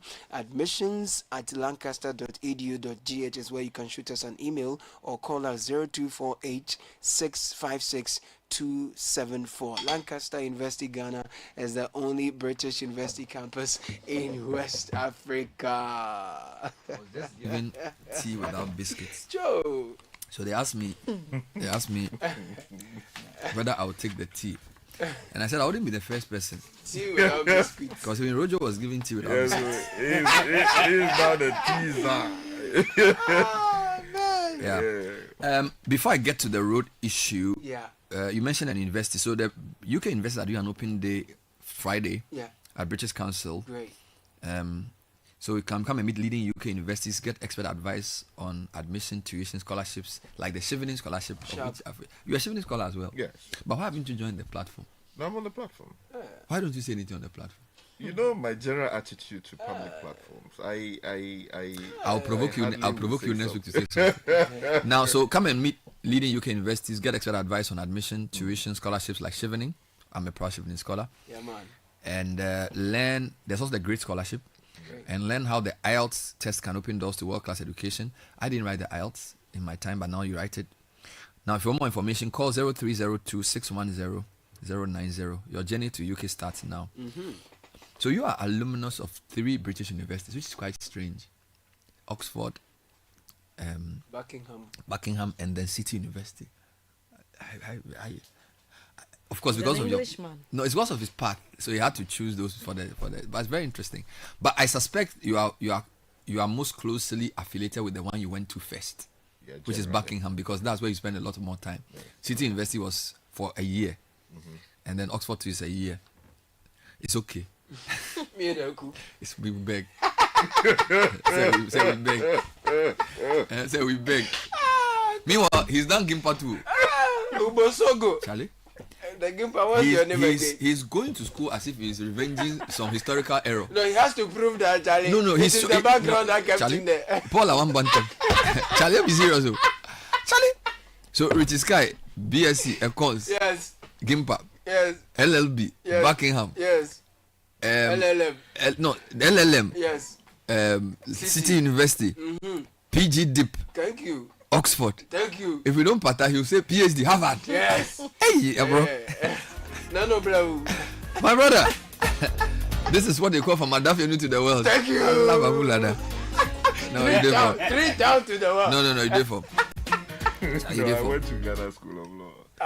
Oh, is it in parts? Yeah. So that one is the BL. Oh. Yeah. What's the qualification there? They call it barrister at law. I don't know why though. So you have a BSc Accounts, Gimpa, and then you have LLB Gibson for the Buckingham, and then BL for School of Law. It's BSc, LLB, LLM. You could have 2 LLMs. One is in what? BL. What's the first one in? That was the International Commercial Law. Allah. And the second one is what? The second one is Corporate Law and Practice. Easy. We are people. If you are not, if you don't have a lot of inherited money, learn a trade or go to school. That's the way they train us. So you hardly see an elder man sitting at home doing nothing. So if it's not, so generally, if you are not so maybe they fish, they farm, and they do the basics, or they do trade, carpentry, welding, plumbing, blacksmithing. So learn a trade. Secondly, so they don't usually do business like I'm a trader, but they are market people. Then the next one is go to school and learn as much as you can. So he's done all the 3. So he fished. And then he did. We forgot OIC. Hey, how can you forget OIC? So you did fishing small, you did OIC, and OIC is pottery. You know pottery? So your sister does what do you call it? But I actually think it's helped you. You know, when you learn with your hands, when you learn vocational skills properly, the discipline, the structure, the thinking, it has benefits. So it has benefits in the way, because I always tell Sky that the way he writes as a journalist is influenced by his artistic background. He's constructing a sentence. So me, I can just say anything. If Sky wants to say to Samens, I want to eat bread this morning. He won't say, Sky, I want to eat bread. It comes with drama. He will, where he will lift the thing from. We have to appropriate the bakery. He said, give me the letter. Actually, what this guy is doing? He's an artist. So the English, the language is a whole something. So it's fine.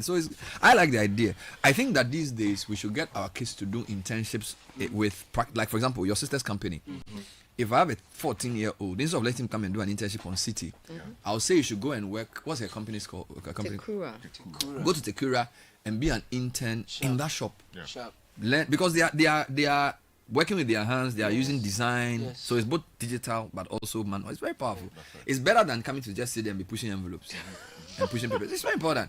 Learn how to do. We do take in interns Yeah, from some of the TVET institutions. So we have Accra Technical University students coming in, and these days the tides are changing. So students are finding it attractive to come and dirty themselves, but still work with their hands and learn. Or improve on the things that they had been taught in school. Makes it more practical. So you have them coming in for carpentry, carving, finishing. Exactly. No, we don't do metal.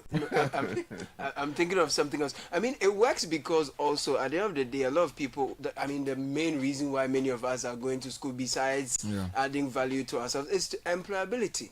And you are having more than 300,000 graduates every other year. We all have a certificate. We can speak English, we can write. But do you know that there's an irony? The more school you go, the less employable you become. Do you know that? Actually, because the higher your certificate, the more they tell you can't afford to pay. I have not done the research, but I can say to you that's true. The more school you go, generally, because most people want to employ you so that they can train you. And they feel like the way you've had so many degrees, they can't even pay you. And you know too much, and yet you can't do so much. So what I'll say is that... There's something I learned in Oxford, right? Go ahead. Okay. Education is not to make you an employee of someone else. Yes. It is to give you the tools you need to go out there and make something happen. So you go to the lectures and everything is so practical as to cause you to think about the problem in your country and how to solve it. And in solving it, how to derive social value and then also economic value out of the same. So then when you are looking at problems, your approach to them is not, oh, which company can I go and work with so that I can get my monthly payment or stipend. Oh, what can I introduce in Ghana to solve a particular problem, and in doing so derive both social and economic capital. The opposite appears to be the case for many people here. Yes, where, okay, let me go and get this degree, hoping that, okay, if I come back, Bernard Avila would engage me in this company and all of that. That also is there. It has its own role. But the bigger way of transforming your own economic situation and the economic situation of your community is not so much about working for someone else.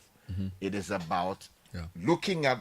So, for instance, the typical example was given in one of the lectures in class, where they said, why do you think people are millionaires?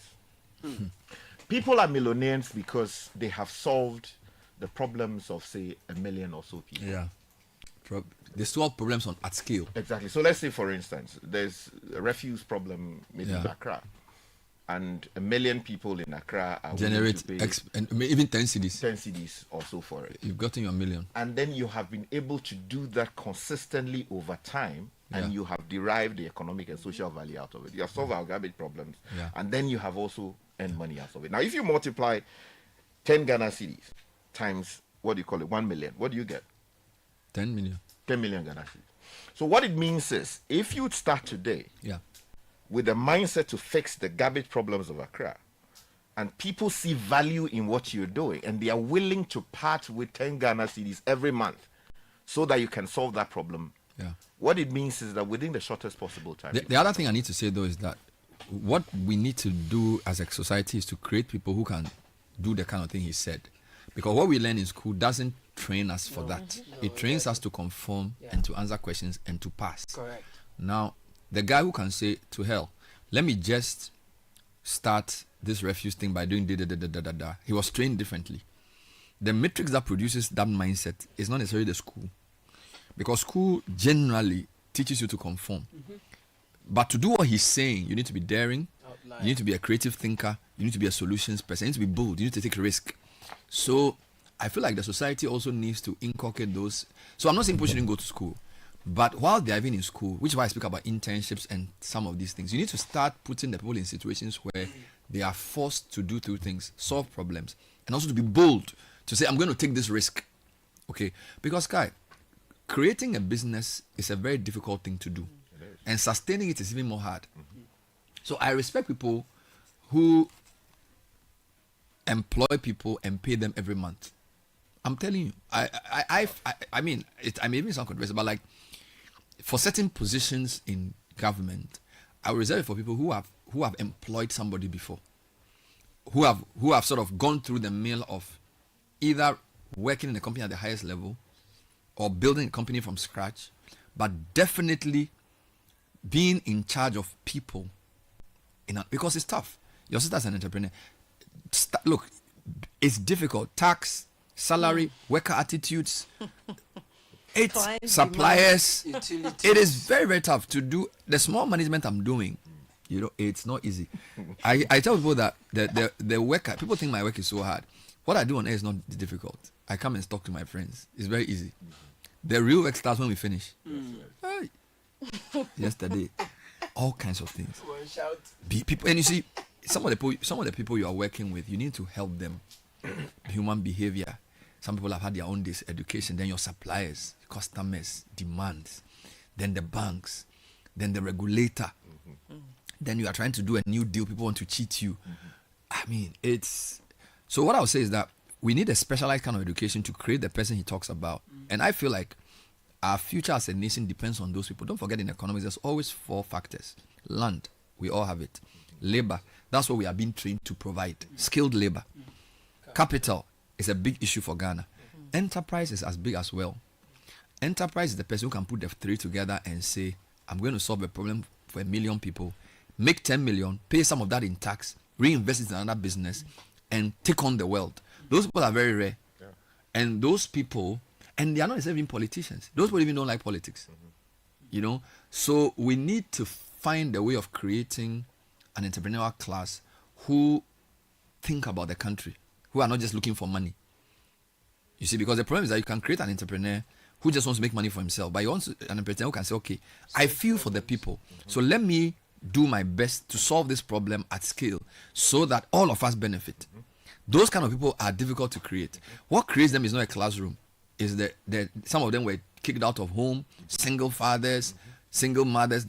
What builds a solid person is rarely a straight line. Which is why, if you like, call the 10 richest people in Ghana. Apart from those who probably inherited wealth, those who started to create, that's why a lot of them, they are still people should stop that. It's true. When you ask them how you started, I used to sell bread. It's true. Those things, it's true. They used to sell sugarcane. It's 8:02. We're on the City Breakfast Show. When we come back from tech and social media trends, we will be taking you into the press conference conducted by the road minister, where he made certain promises. We are going to listen carefully and track them. You know we will not stop. When it comes to road, you know we will not stop. We are like a dog that has been given a bone. We will hold on to it until our teeth comes out. Now, the segment we are going into is brought to you by First Bank. And Telecel. So First Bank is running something special for children while they're on the long vacation. They call it the Junior Internship Program. And what that does is that during the long vacation, you enroll your kids or wards in the First Bank Ghana Junior Internship Program for an unforgettable learning and work-life experience. So from Monday, July 14 to Friday, September 12th, the enrollment process takes place. And it's quite simple. You sign up your child or ward for the kids' first account, and it's designed for children up to 12 years. Alternatively, sign them up for the Me First account. Is crafted for teenagers aged 10 to 14, and you apply for the First Bank Ghana Junior Internship Program. Your child or ward will embark on 5 exciting days of learning experience at any of our branches. They will receive a certificate along with products from Gino, Kivo, Top Up Pharmacy, Awake, Kiki, and Pepsodent, and then they will stand the chance of winning attractive cash prizes when they excel in an essay writing competition. For more information, please call 0260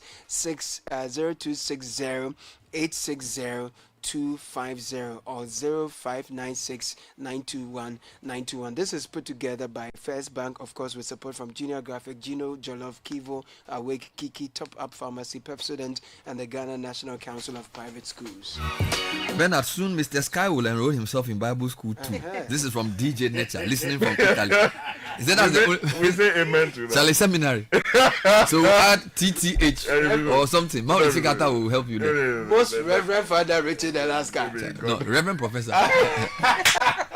Reverend Professor. Hey, my brother. We beg you, slow down small. Hey, they go school, Charlie. Good morning. Well, I'll take you through some holdover trends from yesterday. They are still very high up the trends. Nigeria, Igbos, obviously. The issue of the Igbo king, so-called, who says he wants to establish a kingdom in Ningo Pramfram and expand later. Then there's also the Black Volta Ibrahim Mahama, people still mulling over the arrangements, the agreements to purchase the company. And then now Doomsaw is trending. Yeah, you know, Doomsaw has always been a touchy subject for Ghanaians. Well, yesterday the Minister for Energy and Green Transition, John Jinapor, announced that there'll be a nationwide Doomsaw this Sunday, July 13th, nationwide. Is it Doomsaw or like a blackout outage? He didn't use for just one day. For just a few hours, actually. Nationwide. So then why does that become Doomsaw? Well, that's what's trending. People are saying calling it Doomsaw. So what's the reason he gave? Well, he says that it's a part of maintenance works by gas suppliers, ENI. So for 3 hours. Yes. The whole country will be. I hope it's not in the night. That's one of the issues people are raising. People are happy.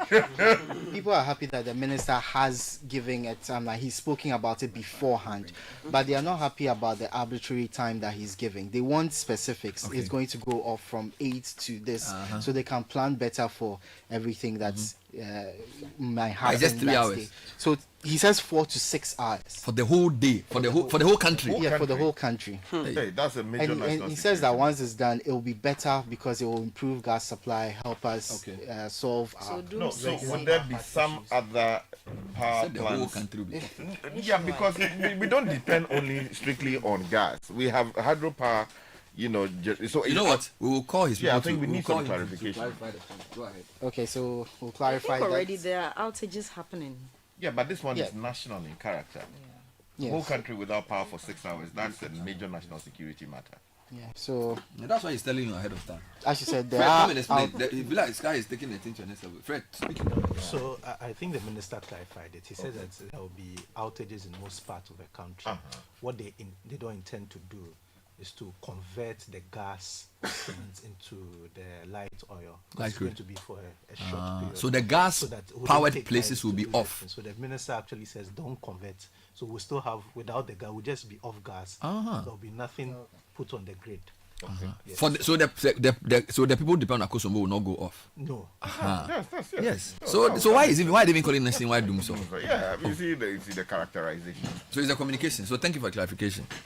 What else is trending today? Thank you, Fred, for that clarification. LGBTQ is trending because yesterday Ghana abstained from a United Nations Human Rights Council vote to renew the mandate of the independent expert on protection against violence and discrimination based on sexual orientation and gender identity. So 29 member states voted in favor, 15 against. Ghana was one of 3 that abstained from the votes, including Benin and Kyrgyzstan.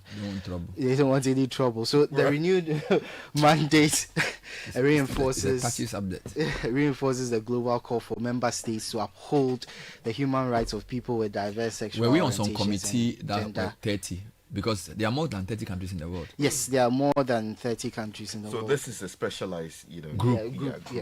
Of the. So how many voted for? So 29 voted for. Against? 15 against. And 3. On the touchline. Abstained from it. So the list is available for anyone who. So the question is, why did Ghana abstain? Yeah, and that's a good question. People are saying, given Ghana's desire or the desire of a number of MPs to criminalize the act in the country, why would the country not vote against the proposal and instead abstain from it when the votes might have made a difference in where the UN stood after the process? So wonderful. That's one of the complaints. I think just a quick comment. I think we should understand that. Look, in real politics, it's not about what you stand on a political platform and talk about. We are within a committee of nations. There are things you may believe in, but when it comes to how things are dealt with at a certain level, your view may be there, but it is, if you like, moderated, or there's a damper on it. You understand? So let's not follow the crowd blindly. We are dealing in a global system, and there are many things at play. I think they should come and explain to us why they did their abstention. I think that's the point. Okay, so a final trend: Chelsea, Nicholas Jackson, and Joao Pedro are all in the trends, very high up in the trends. Why are Chelsea buying so many players? Is it even legal? Yes, I think so far. Don't you think investigated? The club has been punished recently.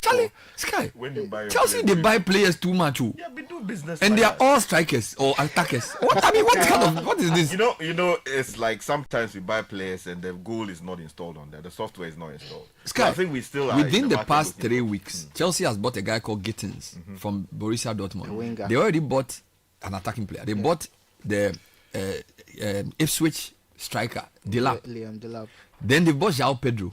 There are other 3 players they bought that we don't even know their names because unless you are a Chelsea fan, but they are also attackers. We are looking for the. Meanwhile, you have Noni Madueke, you have Nicolas Jackson, you have the other Portuguese guy Neto. But Madueke is on his way out of Chelsea. Jackson has not been very reliable. The team should be. They should investigate their source of funds. Oh, this man! You have always known our source of funds. I'm surprised you even associate yourself with Chelsea. Why not? You're a lawyer in good standing. Don't do that.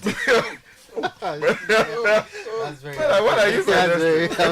Because they have been charged with financial something impropriety. No, the fact that fine. see, so the fact that you were fined doesn't make you. It means you are guilty. No, you see, all it means that maybe certain numbers did not add up. Sometimes not necessarily. Your transfer business is not adding up. You are buying too many players. What we do is you buy spend them $244 million on players. You haven't added Caicedo. We haven't added you bought 2 midfielders for about $220 million. And we make a lot more money. And if you add Romeo Lavia, can you imagine? They bought 3 players for almost $300 million. Yes. And one didn't play almost half of the season. That's right. What kind of business is this? It happens. Is it the Ponzi scheme? Largely got money. We have to investigate your team. And you're not winning anything too. That's what is even painful. You know we are in the finals. Exactly. And you lose to PSG. Or Real Madrid, who are playing tonight. PSG will beat Madrid. Oh. Sorry, we've taken over your train. Yeah, no worries. To tech stories, and recently I brought you the story of how a number of passwords and sensitive data were exposed to the world in recent. So a producer on this show, Samuel Akoma, has written an article on citynews.com about how scammers hack phones with links and images and how to outsmart them. So you can find this article on City Newsroom. I'll tweet it. Share it with me. I'll share it as well. So he mentioned deceptive links in messages. So sometimes they tell you you've won something, click this to go and claim your prize. And once you click it, they either lock your phone or put spyware that snoops on what you do. So any key that you type, they have access to it and are able to tell what your passwords are. So there's also pictures and files. If you download the wrong picture, the wrong file, you might also suffer the same fate. And then fake websites and apps. Make sure you download your apps from the App Store. Don't go on Google and type this, looking for this, and then download it from there. You give your phone to your kids and they download football games. Yeah. You know those games they download, which you don't know how they download it.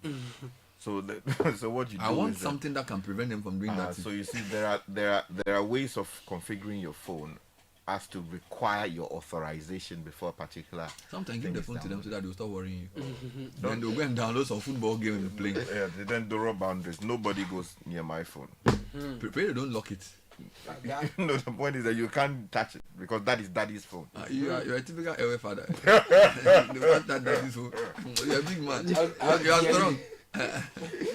So some websites appear legitimate. You may see citynewsroom.com.au something. Don't just assume that because it's citynewsroom.com it's a legitimate site. You need to ensure that. Or they'll do a City Newsroom, the E, they'll turn the E. Exactly. So you need to be wary of all these things. So you need to be wary of these things and ensure that you are not attacked by. But Chelsea, you have to stop that. 244 million on players. We make money. We are still winning. We make so much money from loans. Ponzi scheme. You know, listen, guys. One day, an old lady inherited a huge sum of money. Her family worried about how to break the good news to her. They feared that the sudden good news might give her a heart attack. And so they decided the family doctor, who was experienced in delivering such news, should be the one to tell her. And when he did, surprisingly, she smiled. Relieved, he asked, "What are you going to do with all that money?" She replied, "I am going to give you half." The doctor rather had a heart attack. Can you imagine? People are often surprised when we put them first. At First Bank, that's what we do. We put you first. Experience the gold standard of banking with First Bank. Open an account today and enjoy our user-friendly mobile app, quick banking via *894#, convenient shopping with our Visa Prepaid and MasterCard, and more. All designed to serve you better. First Bank. You first. There is small money, there is big money, and there is too much money. Telecel Too Much Money promo is here. Dial *500# to opt in. In the Telecel Too Much Money promo, you can win 100 Ghana cedis cash in the daily draws, 20,000 Ghana cedis in the weekly draws, and 1.2 million Ghana cedis in the grand draw. That's 1.2 million Ghana cedis. Simply reload airtime to end points to stand a chance to win. Dial *500# or visit the Telecel Play app to opt in now for the Telecel Too Much Money promo. Terms and conditions apply. Telecel, connecting energies. This promo is regulated by the NLA on the Caritas Lottery platform. Join the conversation on the Citi Breakfast Show on Facebook at facebook.com/Citi97.3, Twitter at twitter.com/Citi973, and Instagram at instagram.com/Citi973 with the hashtag CitiCBS.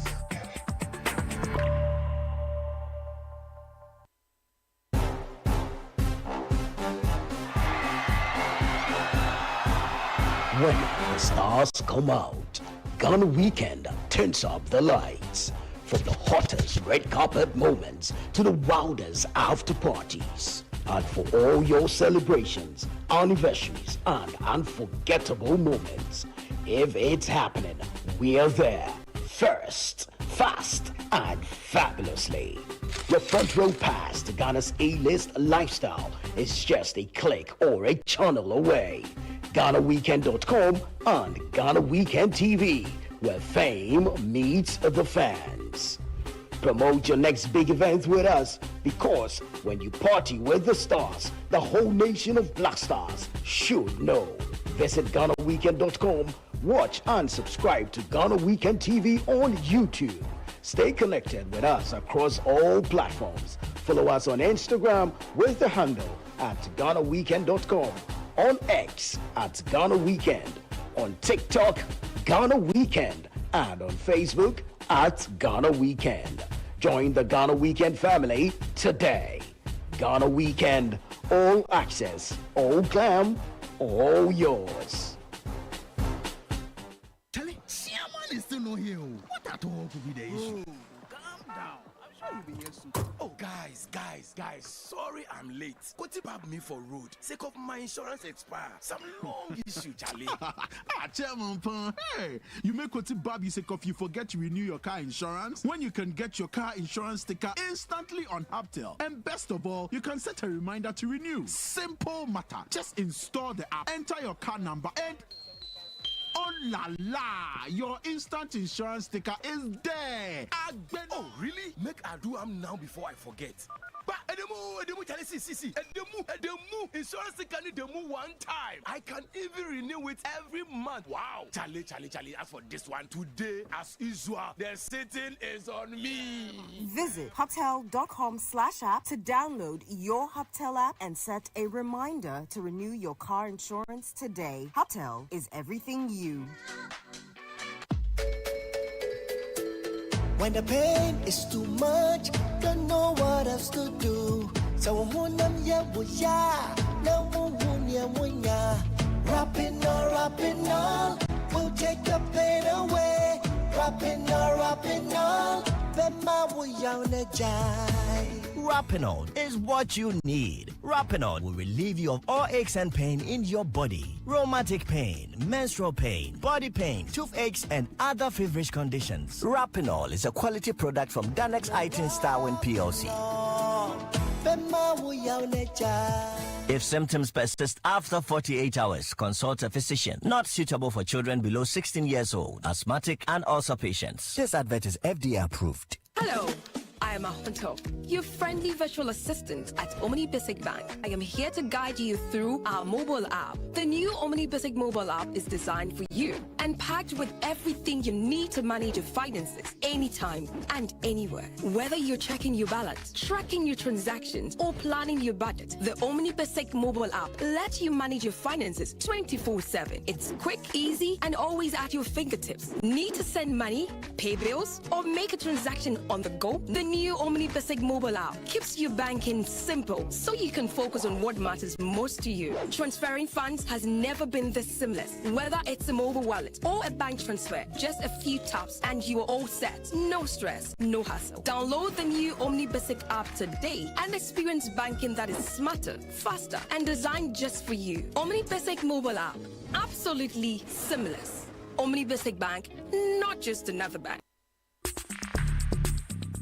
Join the conversation on the Citi Breakfast Show on Facebook at facebook.com/Citi97.3, Twitter at twitter.com/Citi973, and Instagram at instagram.com/Citi973 with the hashtag CitiCBS.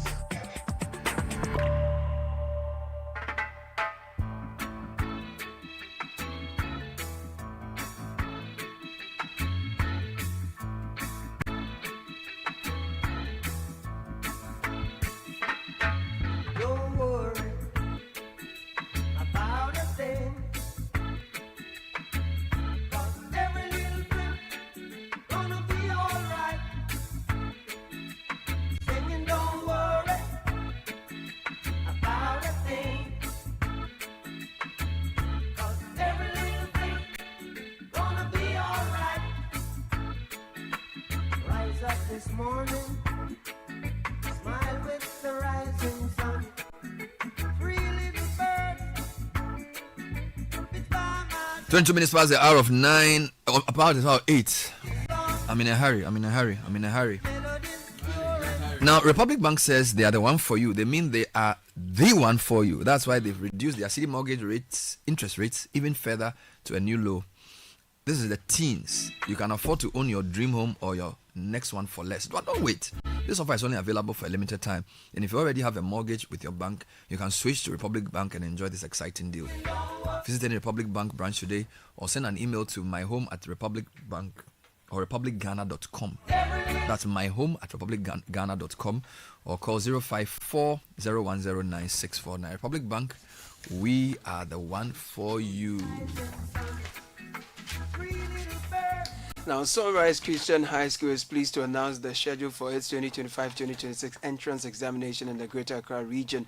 We have modern facilities, passionate teachers, an impressive 92% A1 to 66 pass rate from annual WASI candidature of 250 candidates. Sunrise is truly one of the best places to grow. We have spacious classrooms and dormitories at 700 plus seat auditorium, dedicated dining hall, 16-bed clinic with 2 resident nurses, lawn tennis court, and other sports facilities. We have dedicated backup generator, global standard reverse osmosis water purification system. Sunrise is the only private senior high school to have consistently reached the national levels in the NSMQ and Sharks quiz competition. Above all, it's a place of discipline, strong Christian values, academic excellence, and leadership development. So, entrance exam will be held at Greater Accra, in the Greater Accra region on Saturday, July 12, 2025. The time is 9 a.m. Northford University, East Legon, Accra, and Tema Christian Center School, Community 11, in Tema. These are the locations. Call this number 0244-876066 for assistance. Choose Sunrise, where children grow in the sun.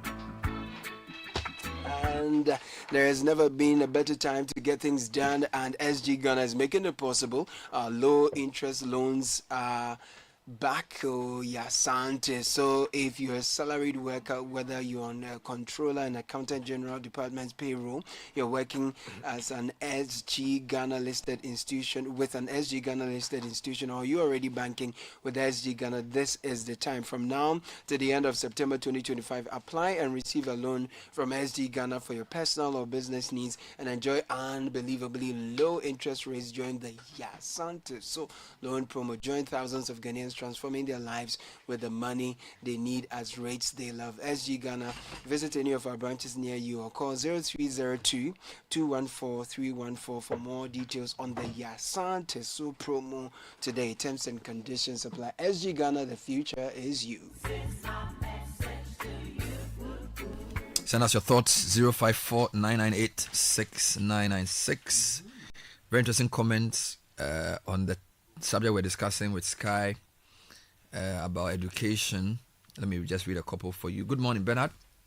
There are 3 domains to train for human capital development: cognitive, affective, and psychomotor.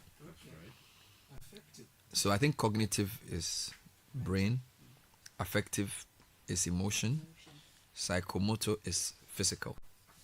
Right? Your description of Sky is an exemplary of a person with total education. Often our educational system is training only the cognitive abilities. Perhaps that explains why we are paying people to talk and who cannot solve problems. I agree with you. This is from Dr.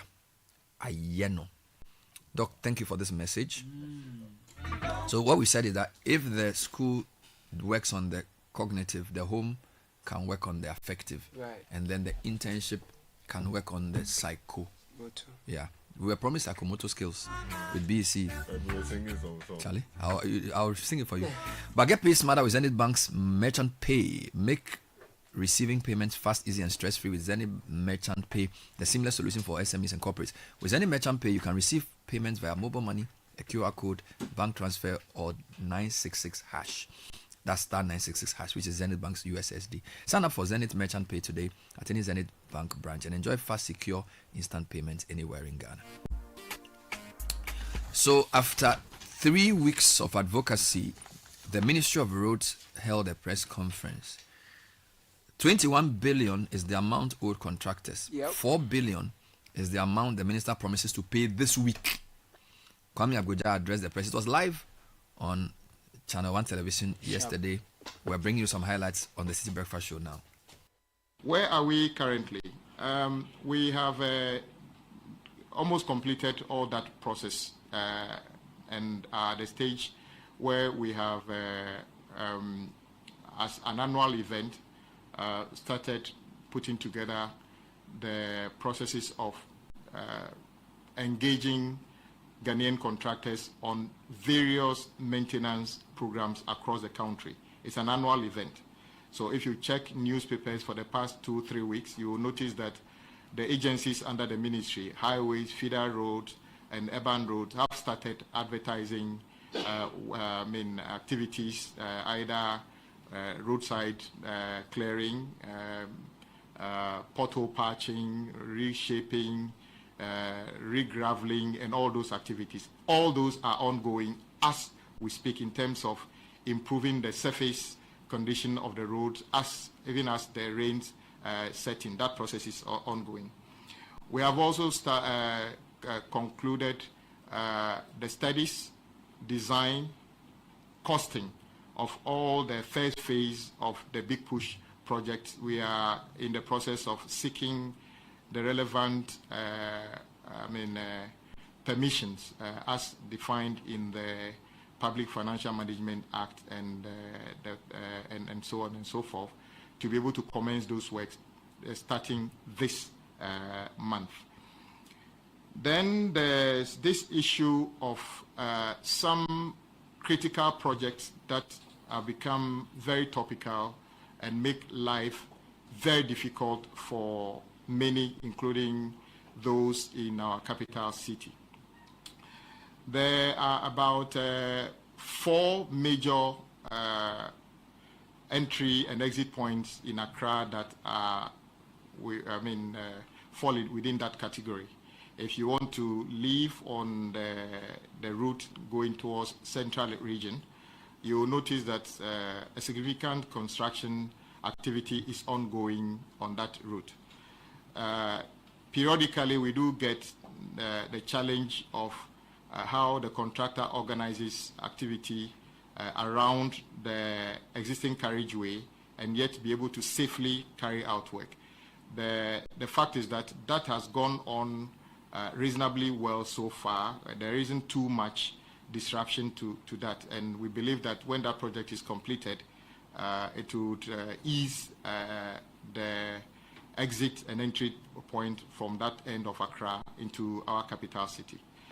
Then, and that is actually a GOG project funded entirely by the government of Ghana. Then the one leading towards Central University going to Aflau, if you recall, that was supposed to be done with a loan agreement approved in Parliament in the name of a company called BHM. Unfortunately, that project fell into the category of projects where the drawdown of the amount of money got impeded because of our declaration of bankruptcy by the previous government. So the banks that were supposed to disburse the money basically stopped disbursement.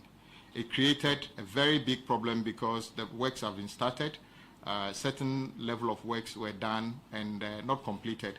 So those of us who ply that road, especially Thursday, Friday, Saturdays, go through a lot of difficulty. And I must take the opportunity to say that even those of us here are no different in terms of being victims of that, because we also use the same road. So nobody is happy about those conditions.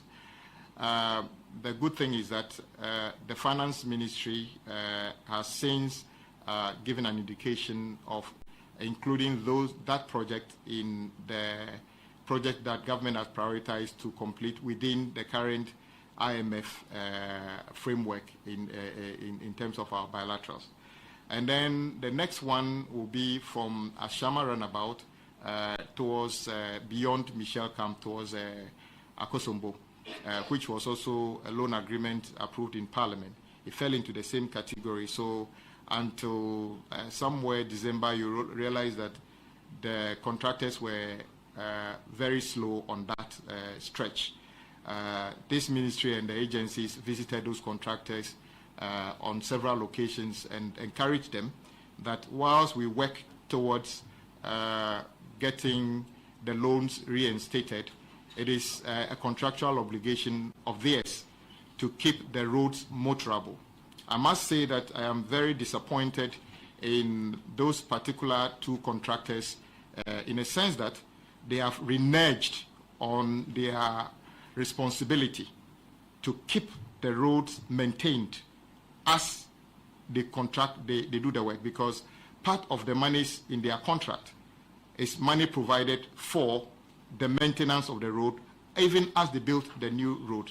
And I must say that on two occasions we went there, and I must thank the media. You were with me when we went there. We reminded them that it is their responsibility.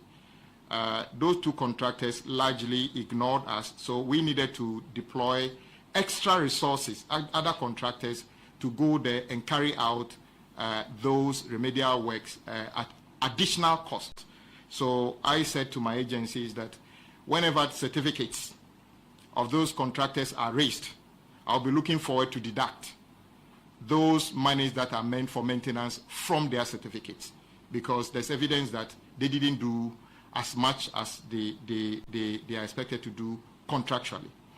And that project as well, as I said, by INZAG, a German company, we can see that they have increased their activity on site these days.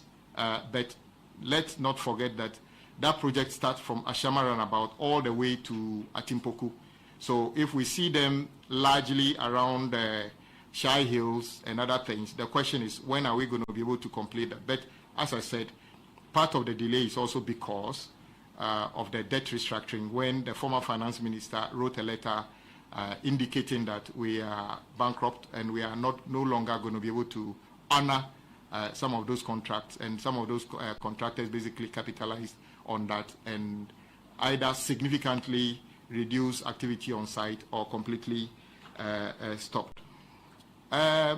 You would notice, obviously, that the one that we're talking about significantly these days is the Pokwasi direction of the project. That project is also a GOG-funded project. The project has achieved, according to the statistics we have, over 60%, approaching 70% of works done. A lot of concrete work and everything have been done. But also, the pace of that project has significantly slowed down. You also notice historically that we have been to the site, engaged the contractors and the consultants on several occasions, and indicated to them their responsibility to, even as they work, create safe passage for the public in the course of the project. In the past, when we went there, the public complained about the dusty nature of sections of the road. We are now in the rainy season, so the issue is not about dust, but rather the pooling of water in sections of the road. My brothers and sisters, we constantly engage the contractors on all of these projects outside of the gaze of the media. In the specific case of the Pokwasi project, we are aware that part of the reason is the particular section, which is very, very disappointing currently, is because of the activity they are carrying out currently. It takes some time for them to build up the layers to get to where the water can actually collect into the drains and be taken off the site. But when we met the contractors as recent as yesterday, we indicate that whatever it takes to be able to remedy that, to limit the frustration of the motoring public, they must do that. And they have given clear indication of doing whatever it takes to do that. And we are all hopeful that from today, we should see more activity on the site. On the bigger issue of how do we address the payment to contractors since we have already admitted? If you listen to His Excellency, the President of the Republic, yesterday, he indicated that towards the end of this month, the Finance Minister would be taking steps to retire some of the debt owed contractors so that they can go back to site and complete the work.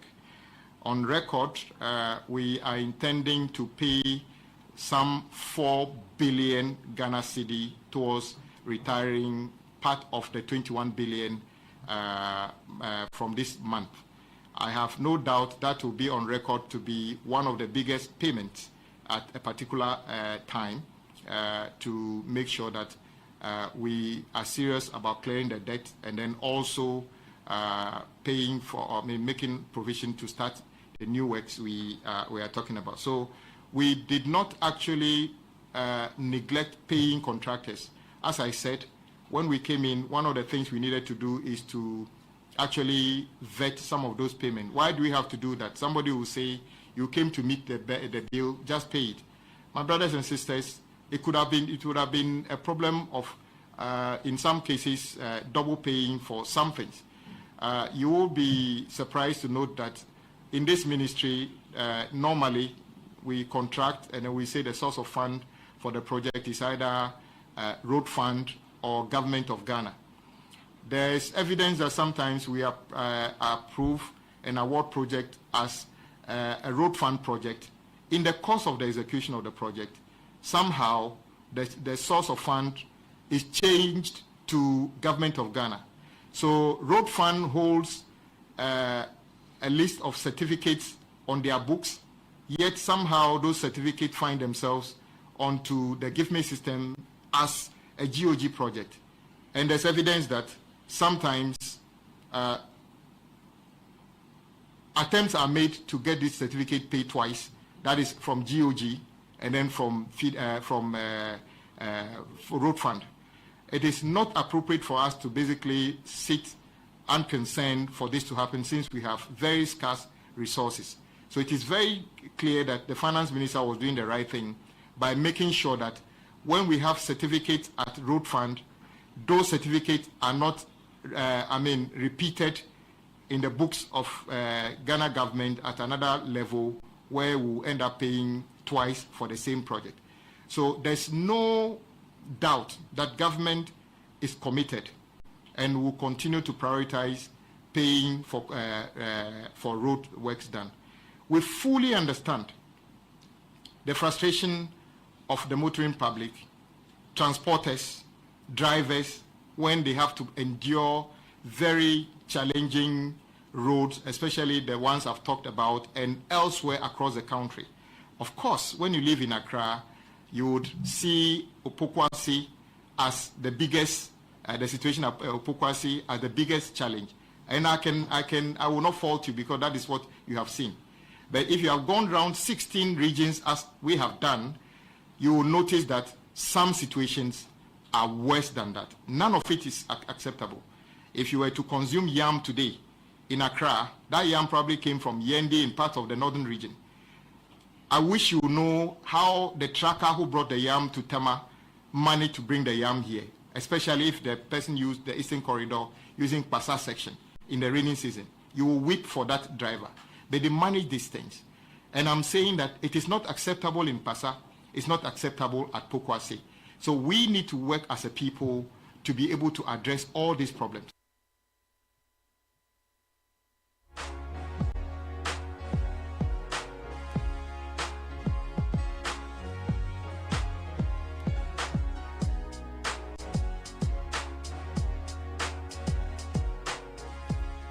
(8:41) on the City Breakfast Show. So that was Kwame Agboja. Yeah. Caleb, I wanted to just be sure he had addressed the main issues. So let me summarize what I hear, and if I made any mistake, you tell me. So he spoke about the routine maintenance of feeder and trunk roads under the road fund, which have started and have been advertised, and people are applying or whatever to do that. He also said that they would release a list of big push projects shortly. He mentioned a few actually. Which were the big push projects? So under that, so before then, he said there are some projects they inherited that they were not originally part of the big push. Good. But they are going to complete that because the funding that was allocated is either exhausted or was not enough. Which of those so projects? The Ofanko Pokwase is one. They say it was worth 350 million. They are going to ensure it's added to the big push. Now the second tranche of the motorway towards Central University, they're going to add that. Kasua Winneba is also part. But then he mentioned a few others across the region. So let me come back to that. So so he mentioned the 4 outlets. Yes. So the Winneba Kasua, which is a GOG project, he's saying it's going fairly well. Sure. And it's a Ghanaian contractor, NAC Fairmont. Yes. That doesn't seem to have any problem as far as he's concerned. Yeah. Now, Akosombo, so basically, Temaran about to Akosombo has a problem because it was a loan contracted, and because of the country's problems in 2022 and the fact that we couldn't pay our debts, the financing stopped. But he claims that the contractor, even though the financing stopped, ought to have been doing routine maintenance, which he did not do. So he believes that when the payments come, they would deduct some of the money from that. Because the problem with the people on the Michelle Camp Community 22 area is that the road becomes immotorable.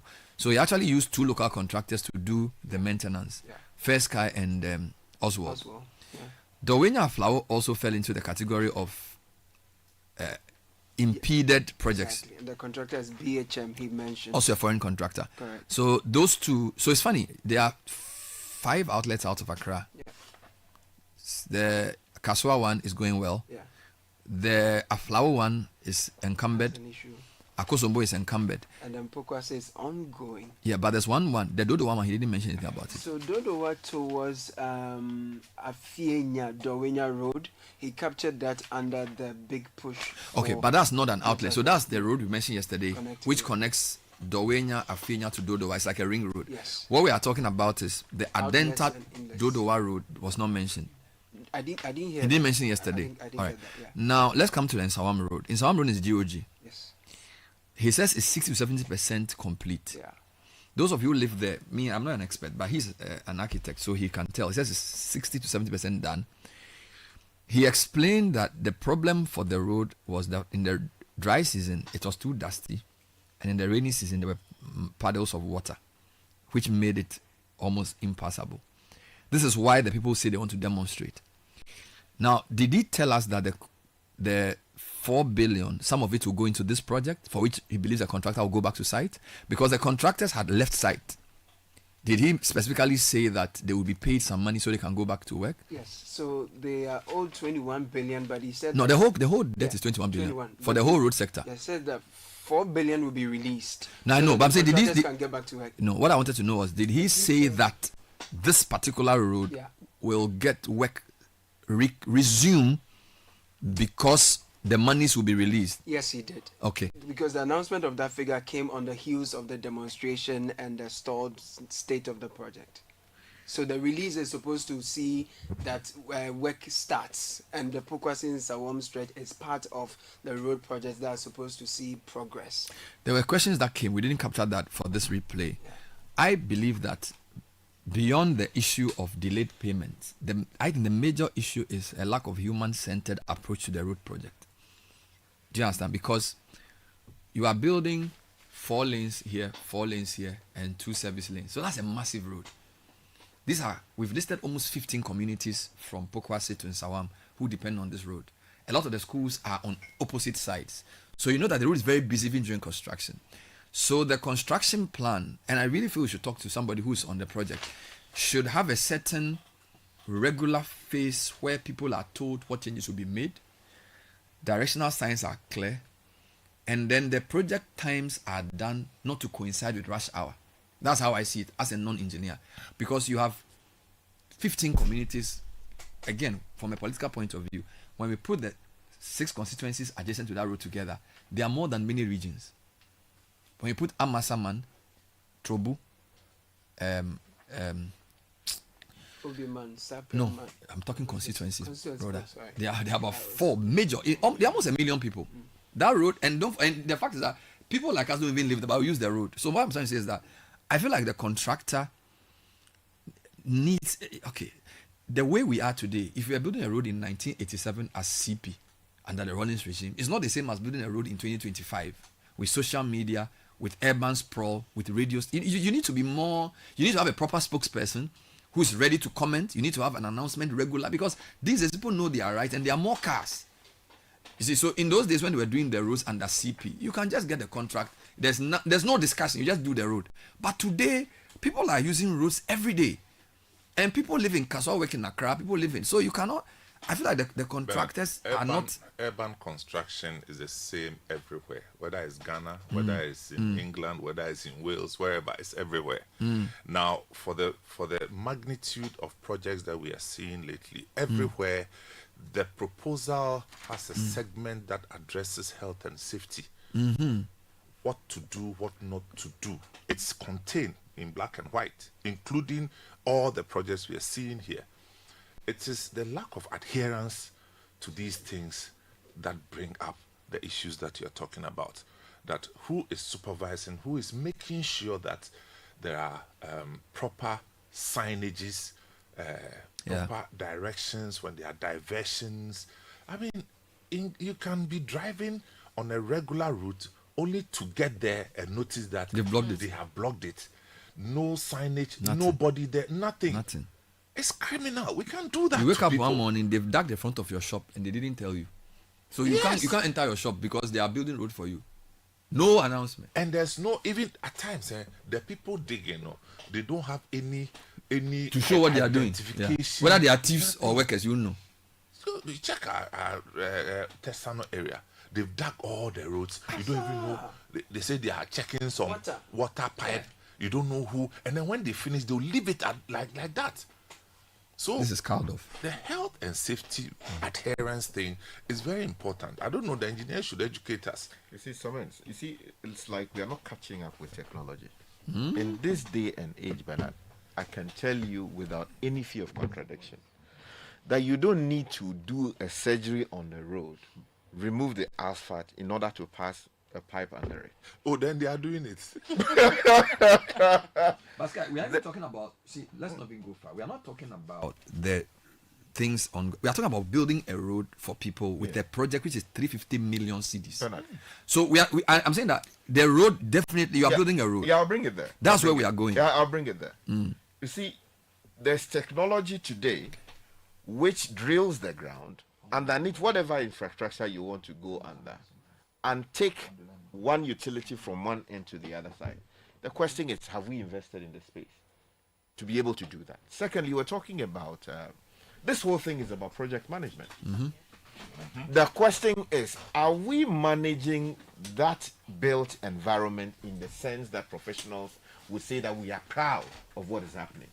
In many cases, perhaps maybe the professional is not hired to actually even give us the faces of things that you need to do. Sky, first, the Institute of Architecture, Institute of Engineering, Institute of all these institutes, they have talked and complained.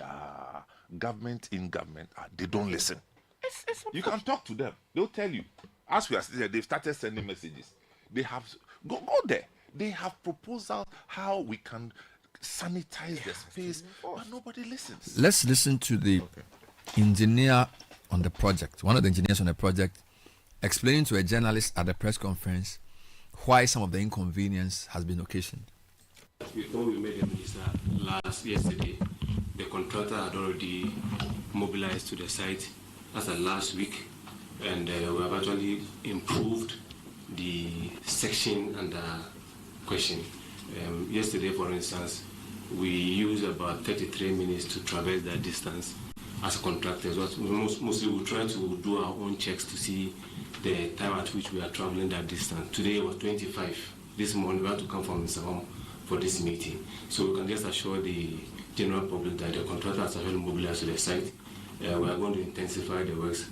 Without any act of God, which is the rains, we are quite sure that within the next 6 weeks, that whole stretch would have been completed with the blacktop. If the GPRT are aware, from the Sansan towards Accra, the contractor has actually finished with the cement stabilized. Now, the reason why we actually block that section is that when we introduce the cement stabilizer, it has to cure before we can allow load to come on it. So anytime you see that we have blocked a section, it's just because we don't get the time to communicate with the motorists. But once we introduce cement onto the material, it has to go through a process before we can allow the traffic to move on it. So by and large, by next 6 weeks, hopefully, we can finish that stretch. So I'm sure that some of you might have used the place yesterday and today. It has been a very great improvement. In fact, my honorable MC told me on Friday that he sent a driver to come to Accra. And when he called the driver, within a matter of some minutes, the driver was already in Accra. He was actually amazed. And I told him that yes, we have actually started to improve those sessions. So that's what we can tell the motorists and then the general public as of now. Thank you very much. I'm not quite sure I understood what he said. I'm not quite sure. Maybe I didn't listen properly. I think he's saying that the contractors come back to site and that if the rains don't continue, then there are certain portions they can finish in 6 weeks. This again, I'm not an engineer. Listen to this. You are doing a road that's very long and you know that it will take you like 2.5 years.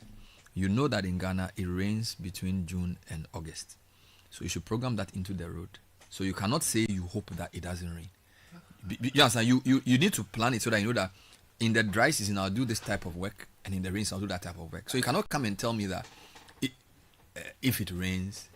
And the other thing I'm trying to say is that, you see, I didn't get any proper answer in relation to how they manage the traffic flows. For example, have they written to MTTD to say that because we are constructing a road, we need a special deployment for specific days and traffic occasions so that when we do a diversion, you come and support us? Have they said anything like that? Now, the road, as I said, has about 5 or 6 lanes either way. What prevents them from saying that, let's finish one side to make it more trouble so that all traffic can be diverted there before we do the other side? Why do we have to do it? You know, I'm talking about series versus parallel. Okay? So basically what they are doing is they are doing the road in series. So they are just from Fise to Amasaman to Pobiman. That's series. You can do it in parallel. Say, let me do the northbound side, make it reasonably, because the way the road works, and we've seen many contractors do that. So I am saying that all the things he's saying that are in the contract, they are there. Because we keep quiet and supervisors and duty bearers don't enforce it, they get away with it. Sky, the country you just went to do your master's in, you can be driving on the road. They will put on a motorway, kilometers 6 to 8, we will have road works in August 28th to 29th, and you are driving there in June. Bro, these are human beings with the same 2 ears and 2 eyes God gave us. Any civilized country, when they are about to do road works, they don't just announce it on air and the newspapers. They will make a physical announcement on the portion so that road users can mind that this road, they do it all the time, including minor works. They will tell you that, in fact, they didn't give you the time, that between 4 to 8 August, kilometer 6 to 10, road works, please plan your journey, because the society that thinks about planning. We sit here, you are paying somebody 350 million cedis to do a road project, and you are losing jobs. People don't even demonstrate. And look at what Mama is telling. I didn't even understand what you're saying. I don't know, maybe I didn't listen properly. We need proper answers. If you do a project that requires, I've managed projects which are very small. Even those projects require you to hire a proper communications person. You are telling me that you are doing a project for 350 million. You can't have somebody whose job it is to weekly give updates on air on where we are, or even do a proper Facebook page where you can say anything you want on this road. This is where we are. This is where technology is. It's because we don't respect the people. Once they sign a contract, big money is involved. People can go to hell. We shouldn't take this crap. We should not. You cannot do a road and make everybody's life miserable because you are building a road for me. It's my money, for God's sake. If they don't give you a contract, you have no business. It's our taxpayers' money. Nobody's doing us a favor for building a road. And the minister must be firm. You get it? This is GOG. It's not like a Brazilian company has come with their own funding, which is as a concessionary rate, and they've brought their Brazilians come and do a road, and there's president to president discussion. Even that, there are standards. This is GOG, your taxpayer, my taxpayer, a road that is and you are managing it as if you don't. It's almost like somebody who has taken a key to some gate and locked the door and gone home. We should not allow such things. You see, it is completely unacceptable. And the minister must be more firm with these guys. I agree with you fully, except to top up that also calls on us as a people to also do our part. You see, you cannot sign a contract which imposes specific obligations on you as a party to the contract to discharge those within a specific time frame. You fail to do that and now say you want to enforce the rules. You first of all need to have the moral courage to say, look, I have paid you according to the timelines. These are your obligations under the contract, and it would seem that you have not done them. So the appropriate regulatory agencies will come in and fine you or impose obligations that you have to discharge. I think the government of Ghana has failed consistently in that space.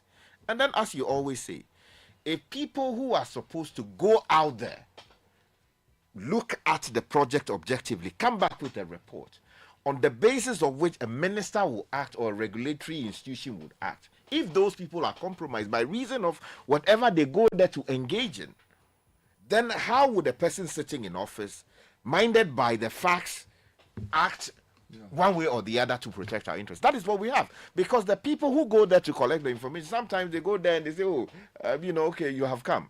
It happens. Even our members of parliament, they go to these places and the people who invite them, a few things go around and then they come back. What they have got to do, they wouldn't do it. So government must pay the money that they owe the people in good time. And then when you do that, then you enforce the rules. Whilst agreeing that government must pay, even if the payment delays, will you do that? Will you do that in your own country? Not at all. That because government has not paid, you abandon and you don't do any maintenance, and you worsen the situation for the public, creating public nuisance. I know government has to pay, but all those things are built into a project. There are minimum standards for professionalism. I think it's a disrespect for the people, because we've seen government supply of public good as a favor they are doing us, not as a right to be demanded. And because at the level of the big boys, they play their game, all of us can go to hell. And I'm saying, we won't take that nonsense again. You have to be more citizen-centric. You cannot build a 13-kilometer road affecting 500,000 people. And, okay, let me play what he said again. I mean, what are you saying? Did you understand what he said? Listen to what he's saying. No, he says that before we made the minister yesterday, the contractor had already mobilized to the site as of last week, and we have actually improved the section under question. Yesterday, for instance, we used about 33 minutes to traverse that distance as contractors. Mostly we try to do our own checks to see the time at which we are traveling that distance. Today was 25. This morning we had to come from Nsawam for this meeting. So we can just assure the general public that the contractor has actually mobilized to the site. We are going to intensify the works without any act of God, which is the rains. We are quite sure that within the next 6 weeks, that whole stretch would have been completed with the blacktop. If the GPRTV are aware, from the Sansan towards Accra, the contractor has actually finished with the cement stabilized. Now the reason why we actually blocked that section is that when we introduce the cement stabilized, it has to cure before we can allow load to come on it. So anytime you see that we have blocked a section, it's just because we will not get the time to communicate with the motorists. But once we introduce cement onto the material, it has to go through a process before we can allow the traffic to move on it. So by and large, by next 6 weeks, hopefully, we can finish that stretch. So I'm sure that some of you might have used the place yesterday and today. It has been a very great improvement. In fact, my honorable MC told me on Friday that he sent a driver to come to Accra. And when he called the driver, within a matter of some minutes, the driver was already in Accra. He was actually amazed. And I told him that yes, we have actually started to improve those sessions. So that's what we can tell the motorists and then the general public as of now. Thank you very much. A minute past 9, City Breakfast Show.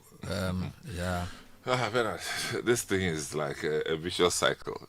We are seeing the same problem year in, year out. you know, my what I know happens in the UK, for instance, is that the boroughs or in our assemblies. The assemblies are given a role to play. Okay, every major project has a requirement that would have the assembly provide a health and safety executive, okay, who will ensure compliance from the assembly point of view. Okay, so it doesn't become the contractor executing the contract, building the road, and being their own health and safety. Then they will never put the project to stop if something goes wrong.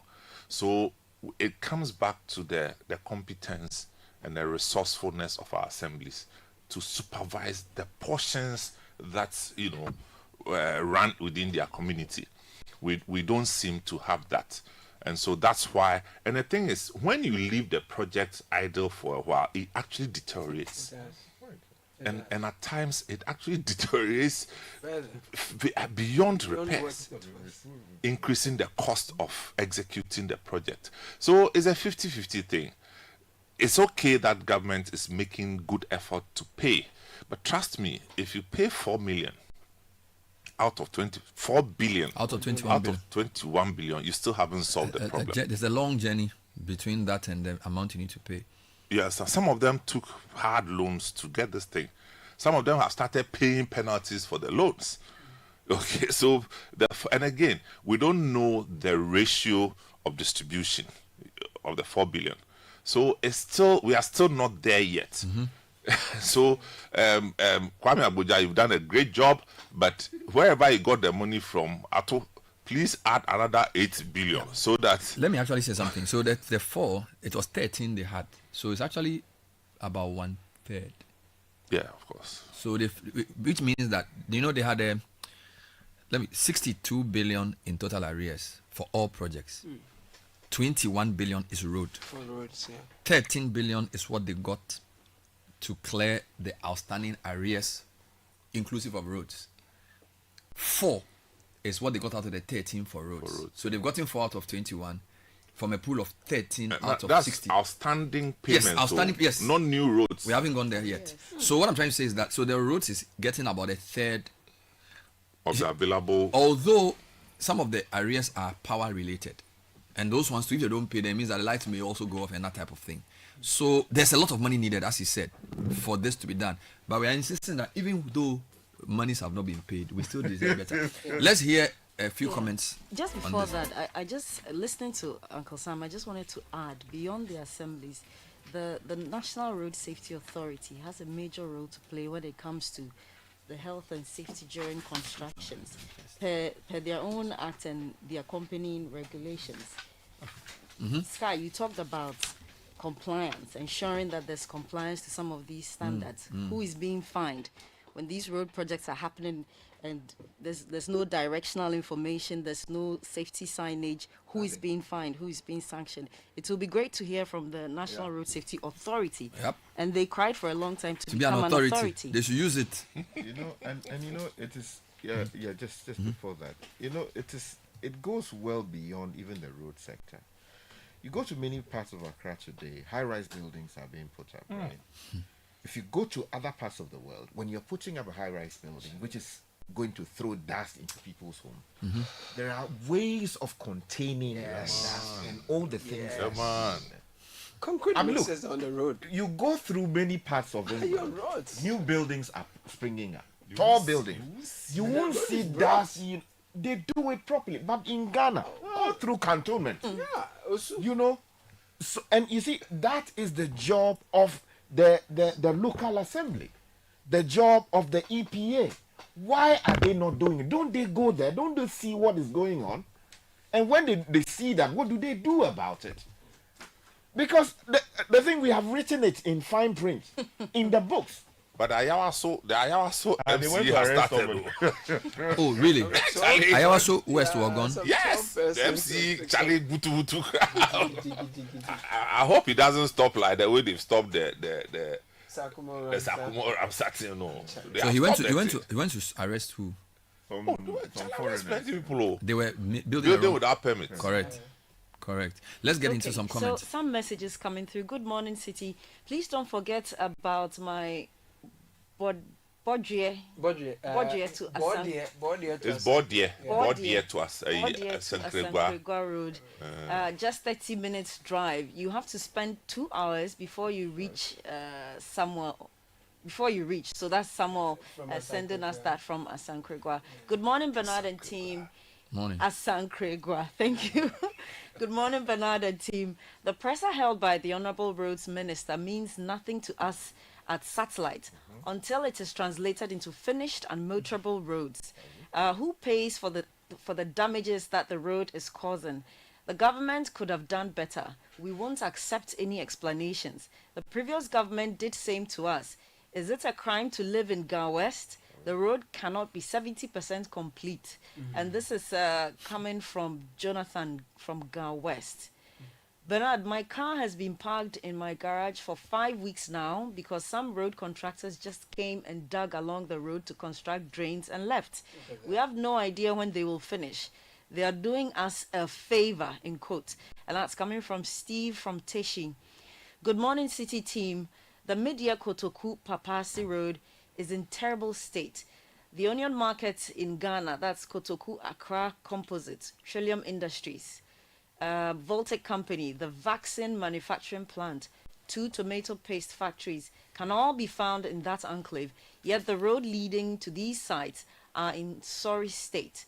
Alternatively, parts of the 3-junction stretch could be graded and made more motorable to ease the pressure from road users on the main Ashaman and Saum stretch.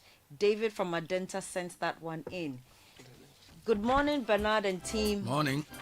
Bernard, you're absolutely right with the lousy statement by the contractor about hoping that it doesn't rain. Can you imagine? Bernard and team, let's also look at the payment system for these countries outside and those here. Every contractor can plan well if they know there will be constant and available cash flow at every IPC raised.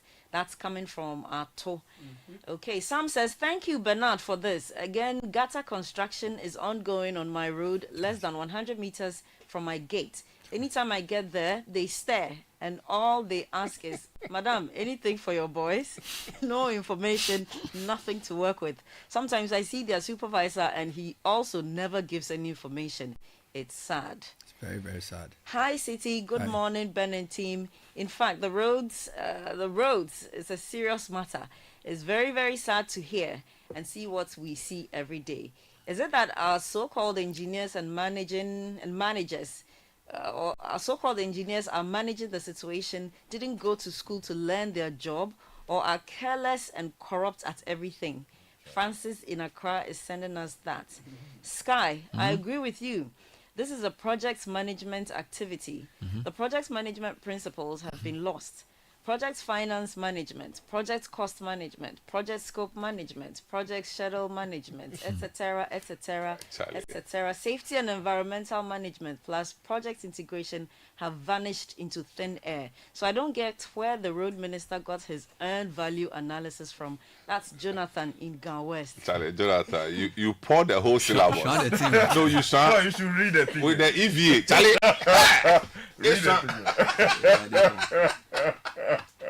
End value analysis.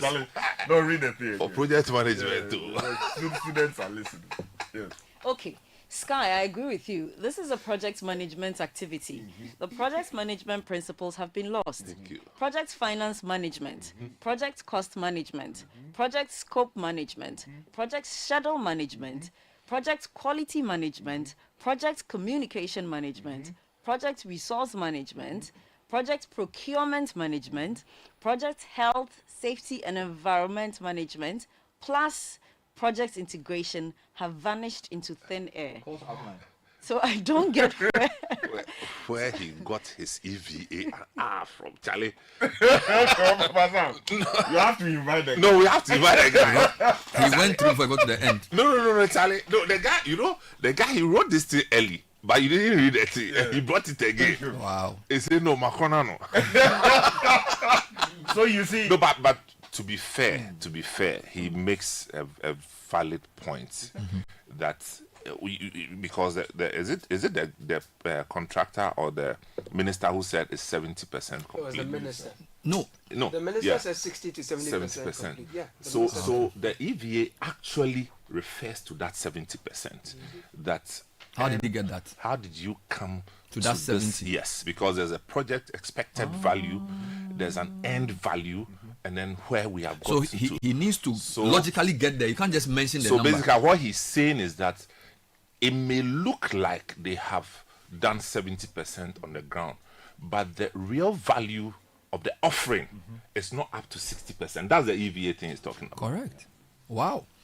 So there's another one that sort of agrees before Francisca continues. This is also saying something that as an OHS consultant, I advise that you invite Ghana Institute of Health and Safety professionals to speak on the moral, financial and legal implications of such projects to road users, because I think they don't factor HSE in this project. This is from Kennedy of Faye.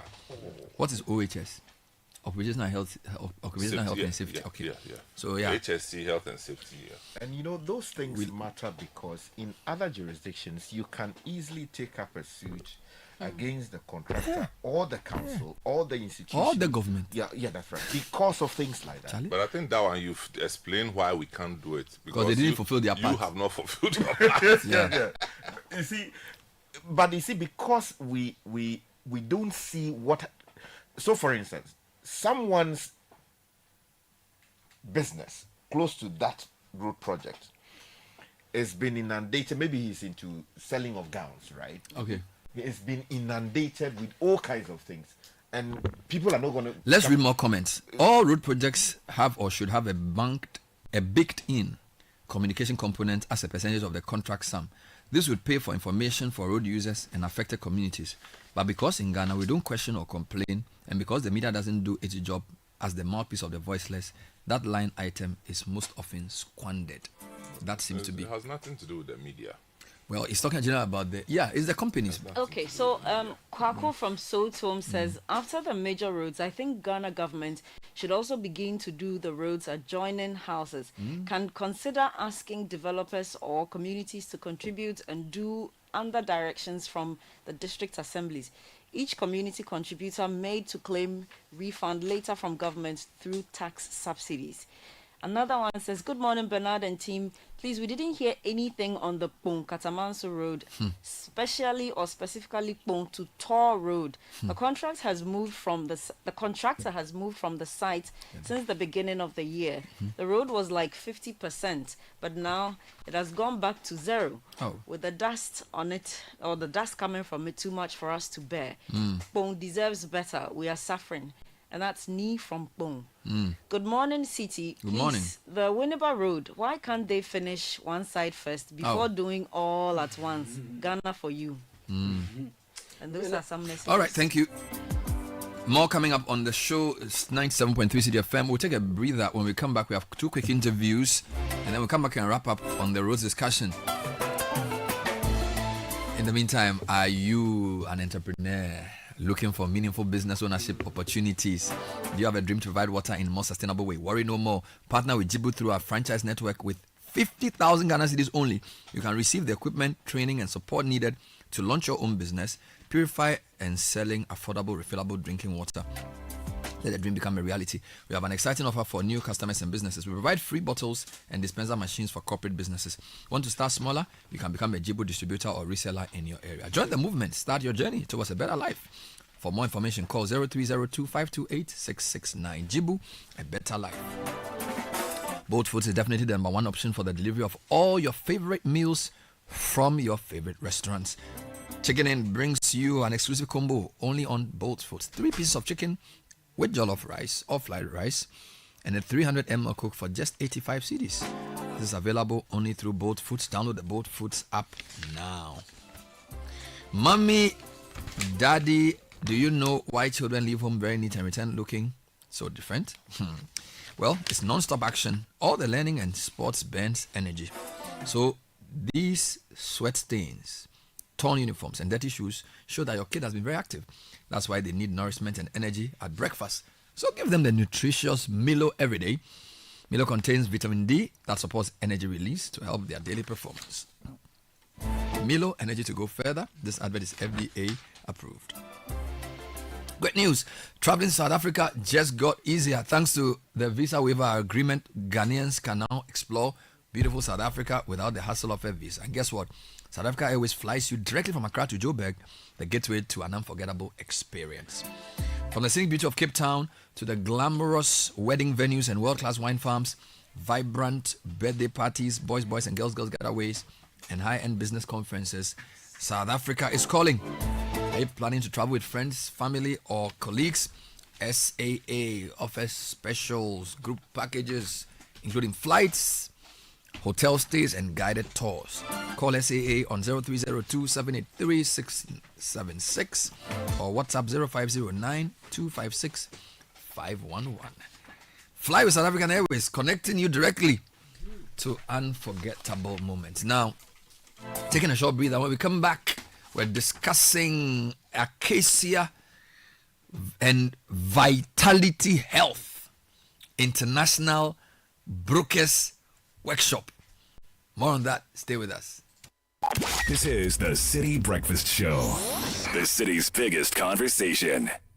Sunrise Christian High School, one of Ghana's best performing private senior high schools, is pleased to announce the schedule for its 2025-2026 entrance examination in the Greater Accra region. With modern facilities, passionate teachers, and a 92% A1 to 66 WASI pass rate, Sunrise is one of the best places to grow. Sunrise has convenient classrooms and spacious dormitories, a dining hall, and a 700-plus seater auditorium, a system bed clinic with 2 resident nurses, a lawn tennis court, a dedicated 100 kVA generator, and a reverse osmosis water purification system. Above all, Sunrise is a place of discipline, strong Christian values, academic excellence, and leadership development. Entrance exams will take place on Saturday, July 12, 2025 at 2 locations: Nasford University College, East Legon, Accra, and Tema Christian Center School, Tema Community 11. Visit our website www.sunrise.edu.gh. Call us on 0244-876066 or 0241-949-350. You can also visit the school premises in Ho to write the entrance examination. Choose Sunrise, where children grow in the sun. Mr. Teacher, please, what happens when the children come to school? How is it that they leave home very neat and return looking so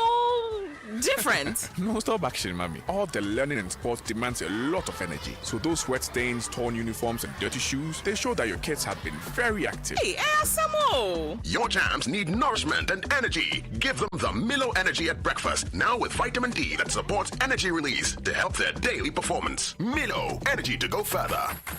Milo. This advert is FDA approved.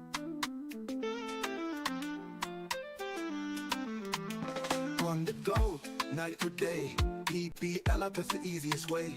Bank secure, bank with ease. Right at your fingertips, bank is a breeze. BBL app making banking so clear. Anytime, anywhere, we're here. Safe, secure, banking for you. BBL app, simple and true. Welcome to the future of banking. The Prudential Bank mobile app. Bank secure anytime. Right from your phone. Access your accounts 24/7. Perform instant transactions. Pay bills. Link mobile money wallets. Scan and pay with GHQR. Manage your cards. Make seamless GIP interbank transfers. All with ease. No more banking hours. Take control and app your banking. Experience simple, secure and convenient banking. Download the PBL mobile app now. PBL mobile app. App your banking. Imagine waking up to serenity every day, surrounded by nature's beauty and luxury at your fingertips in a gated estate you can be proud to call your home. Welcome to Western Villas, located at Ai Mensa, where our stunning homes redefine elegance. At Western Villas, each home is a masterpiece, designed with precision and love. From swimming pool, gym, playground, beautiful landscaped gardens, and private balconies, making every day feel like a retreat. We also have executive plots for sale at McCarthy Hill, strategically located and offer unparalleled views, easy access to amenities, and endless possibilities for executive living. With just 5% deposit, you can reserve your space. Contact us today to learn more about our luxury homes at Ai Mensa or executive plots at McCarthy Hill. Call us now on 0536 502295 or visit www.westernvillas.com for more information. Join the conversation on the Citi Breakfast Show on Facebook at facebook.com/Citi97.3, Twitter at twitter.com/Citi973, and Instagram at instagram.com/Citi973 with the hashtag CitiCBS.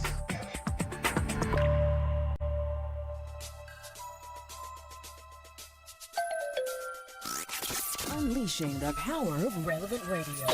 This is Citi 97.3. 21 minutes past 9, still on the Citi Breakfast Show. Let's talk about your health. And of course, health is life's first prize. And you do not take it for granted. There's a very important partnership that has been forged between two organizations, and they have to tell us about how that partnership is going to make you healthier. So we have the MD of Acacia, Dr. Dan Amu. Good morning. Morning. And I have friends from Vitality Health. Emma Knox is the MD. Welcome. Good morning. Thank you. And Abba Etsia is the operations head for Vitality. Welcome. Thank you. Good morning. Good morning. So Dr. Dan Amu, who or what is Acacia? I know it's a tree or something. Acacia is a health insurance company in Ghana. We've been here for the last 13 years. We now service over 300 corporate clients in Ghana, and then our services have been used by almost over 50,000 people in Ghana. Of the key things that we offer our clients is customized healthcare plans. We also offer them a very comprehensive healthcare package. We also do offer them a very good international health insurance, and it is where we have formed this partnership with Vitality Health, which is one of the world's largest international health insurance companies. So this partnership is meant to be able to offer a much more expanded scope of care for our clients, and that is why. So you're taking health insurance to the next level with this partnership. Locally, we are very firm on the ground, but we also have some of our clients who have got needs. I mean, they have staff who move in and around the world, and so there is that need that we have to fill. And year by year, they always keep asking us, so how would you be able to meet this need? You are able to meet everything that I need here in Ghana, but if I have to go outside, then I'm left without any cover. So it is that that led us to form this big partnership with Vitality Health to be able to fill that gap. Emma, talk to me about Vitality Health. Which parts of the world do you operate in, and what do you do? Thank you, and thanks for the opportunity to be here. Maybe best I start with Discovery. So Discovery is the group company. Discovery was founded in South Africa just over 30 years ago. With the vision that health insurance should be more than just a fund that you draw from when you're sick. It should be your partner in making you healthier and keeping you that way. And so since that time, Discovery has expanded that concept across different product ranges from health, life, and now we've even got a bank in South Africa, Discovery Bank. And we've expanded internationally. So we now are in 42 countries worldwide, and we cover 42 million lives across that region. And up until recently, we didn't have an extensive footprint across the rest of Africa. But over the last 2 or 3 years, we've been expanding across the region. Now we include Ghana, and we are in 7 countries in addition to South Africa. So we're in Nigeria, Ghana, Kenya, Tanzania, Mozambique, Zambia, and the DRC. It's been a busy few years. When did you start in Ghana? So we started our partnership and our discussions a couple of years ago. Over that period, we have formed a relationship. We have partnered on our operations in the country. So we utilize Enterprise and Acacia's license, and we bring the IP from Vitality on our products. And as Dr. Dan mentioned, we bring the international network. But in addition to that, we bring this concept of making you healthier. So we invest in every single individual, every client, in incentivizing them to make healthy decisions. We all know we should exercise, we should do preventative tests, but often we don't do that because life gets in the way. And we help incentivize people through an app on your phone to do 10,000 steps a day, go for your pap smear, do your screenings, and that helps make people healthier. Thank you, Emma. So, Abba, what was it about Acacia that made you say, yeah, this is the right fit for the global company you are to deliver what she just said in Ghana? So what we look for in any region is really people at the cutting edge of delivering health insurance, and also it was an easy choice really. Acacia is by far the most awarded health insurance company in Ghana. I think won health insurance company of the year on year for I think 4 years in a row. Dr. Amo will correct me if it's more than 4 years, but that's my estimation.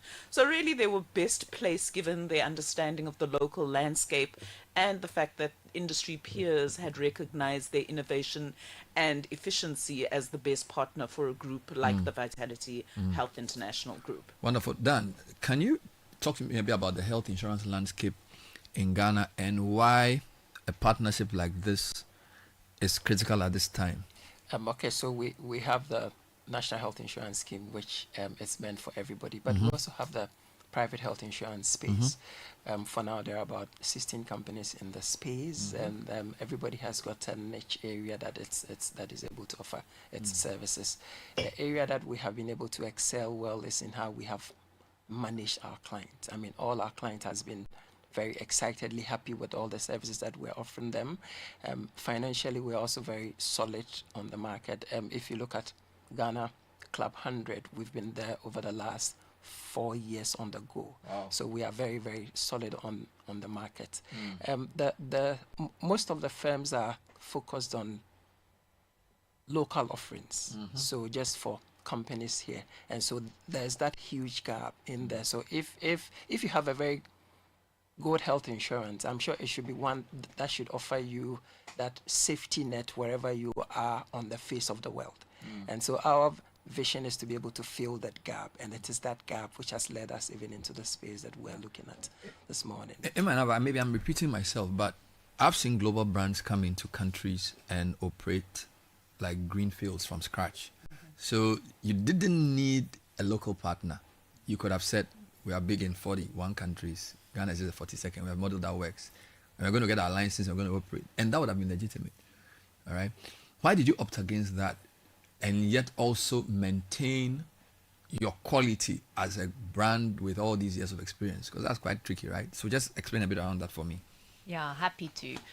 I think our model globally has always been about partnership. Okay. So as Discovery, we are experts in insurance. We are experts in behavioral change, but we're not experts in Ghana. And I think that's where the partnership with Acacia is so important.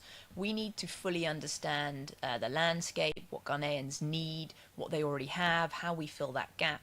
And I feel that we can go much further, much faster through a brilliant partnership than we could do alone.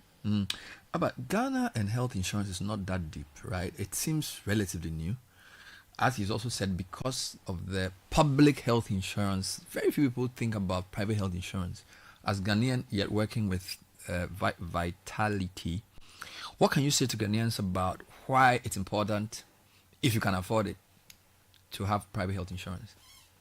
Well, I think what you describe is a global phenomenon. It's not particular just to Ghanaians, where necessarily the bulk of any population will use the public healthcare system. The truth is, we all know that public health all across the world really strains to provide the full range of services to its citizenship. And so often you'll find, even in the UK where you have the national health insurance, that those that can afford it will probably also have private health insurance to cater for those niche requirements that are not available in the public healthcare, or alternatively to get quicker access to especially specialized care, things like care for cancer, etc., which is why it's important. I think importantly, and at the risk of repetition, what Vitality Health International also brings to the table is really an innovation, because let's face it, health insurance is often a grudge purchase. Yes. It's really the innovation to say, let's incentivize you for staying healthy.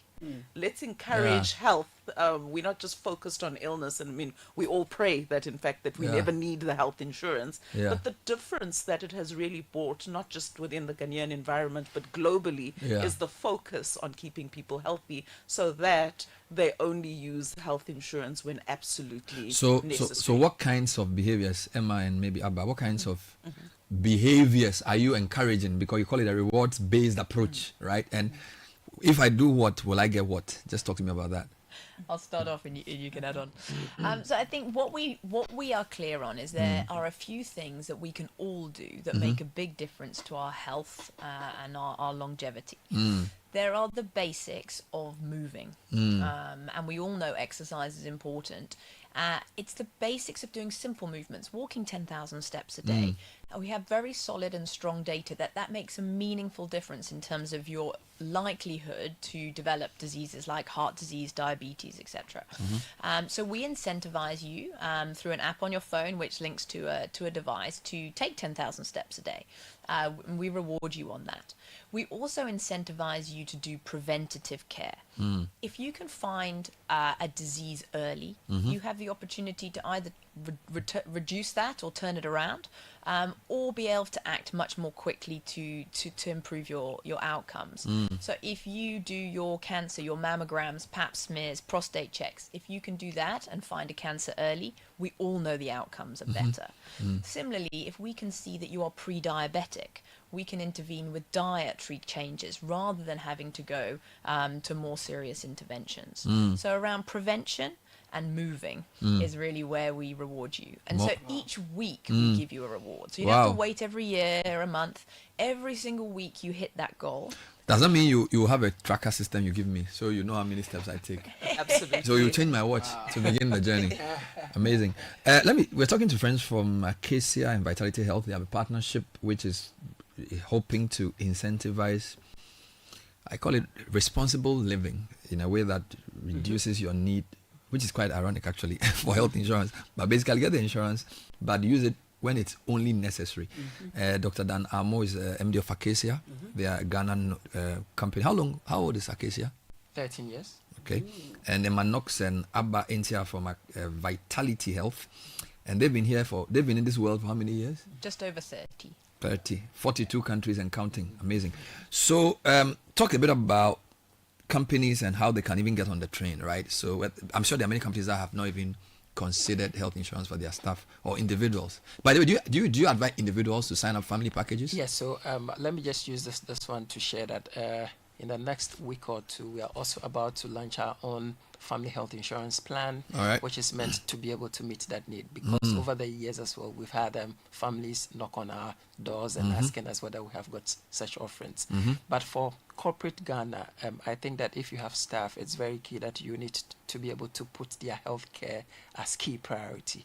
So if you are any firm here that hasn't got any private health insurance yet, this might be a very good opportunity for you to just link us up, and then let's sign you on ASAP. And then now with all the new offerings that we have as well, if you would be able to offer additional value to your senior managers, to your C-suite as well, with all of this Vitality Health plan, I'm sure we will be able to find you a good fit for your health needs. So are you guys online? Is there some number to call? Is there some WhatsApp or SMS thingy? How do people? Okay, so if you're looking to link us up, you just look out for Acacia Health Insurance on the web. Just like that. Search for Acacia Health Insurance. Are you sure you're doing Acacia Health Insurance in the world? Did you take me to Suriname or Bangladesh or something? You can also just check www.myenterprisegroup.com. Okay. /Acacia. Oh my God, that's a whole journey. Amazing. So Emma and Abba, are you saying that if I want to meet Vitality Health, I have to go through Acacia in Ghana? Yes. So in Ghana, go through Acacia because they're our partner. Okay. So wherever I see Acacia in Ghana, I see Vitality Health International. And the incentives you promised, they will deliver it because of the partnership. Is there a new logo you're putting together? Or is just Acacia? It's a partnership. It's a partnership. So if you see Acacia, you've seen Vitality. Amazing. We've been speaking to friends from Acacia, Dr. Danamo and Emma Knox, who's MD for Vitality Health, and Abba Ensia, who's Ghanaian by name, sounds South African in a very interesting way. I don't know. I shouldn't correct you on the pronunciation of my surname. Etsia. What? You know, hey, what switch? What switch? What switch into the fancy? What switch? Too good. Even the Inyo, you know. Yeah, man, Charlie. You didn't lose your fancy. But your English sounds a bit South African, though. Yeah, it sounds, yeah. And Emma could be from anywhere. It sounds British. I am British. Yeah. Anyway, as for you, we know where you're from.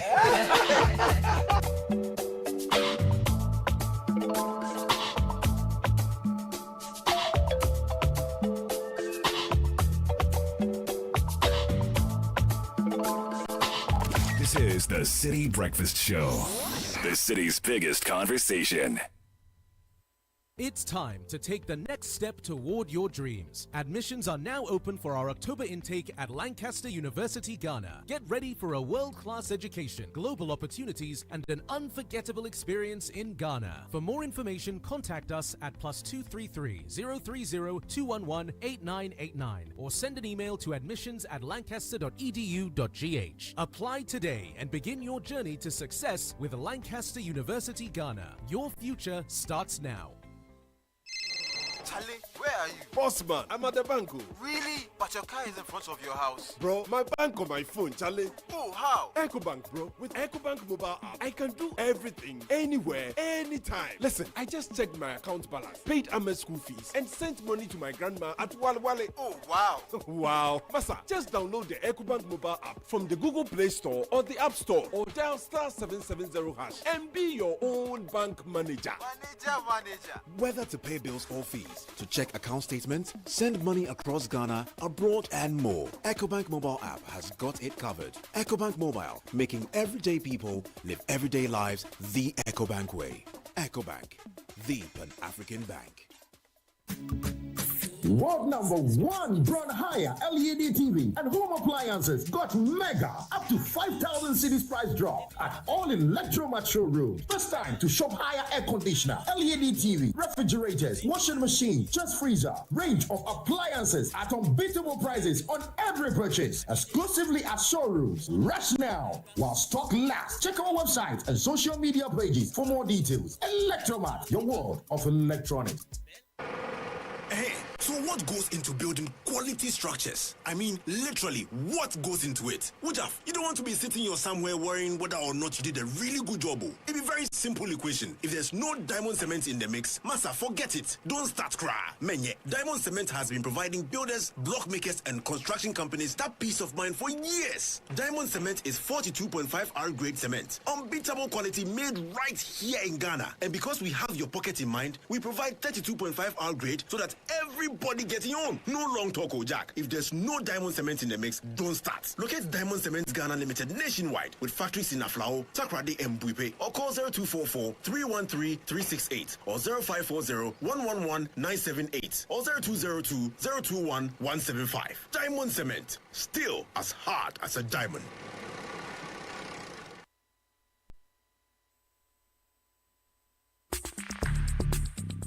Join the conversation on the City Breakfast Show on Facebook at facebook.com/City97.3, Twitter at twitter.com/City973, and Instagram at instagram.com/City973 with the hashtag CityCBS. This is the City Breakfast Show, the city's biggest conversation. The City Breakfast Show. Rise above the noise.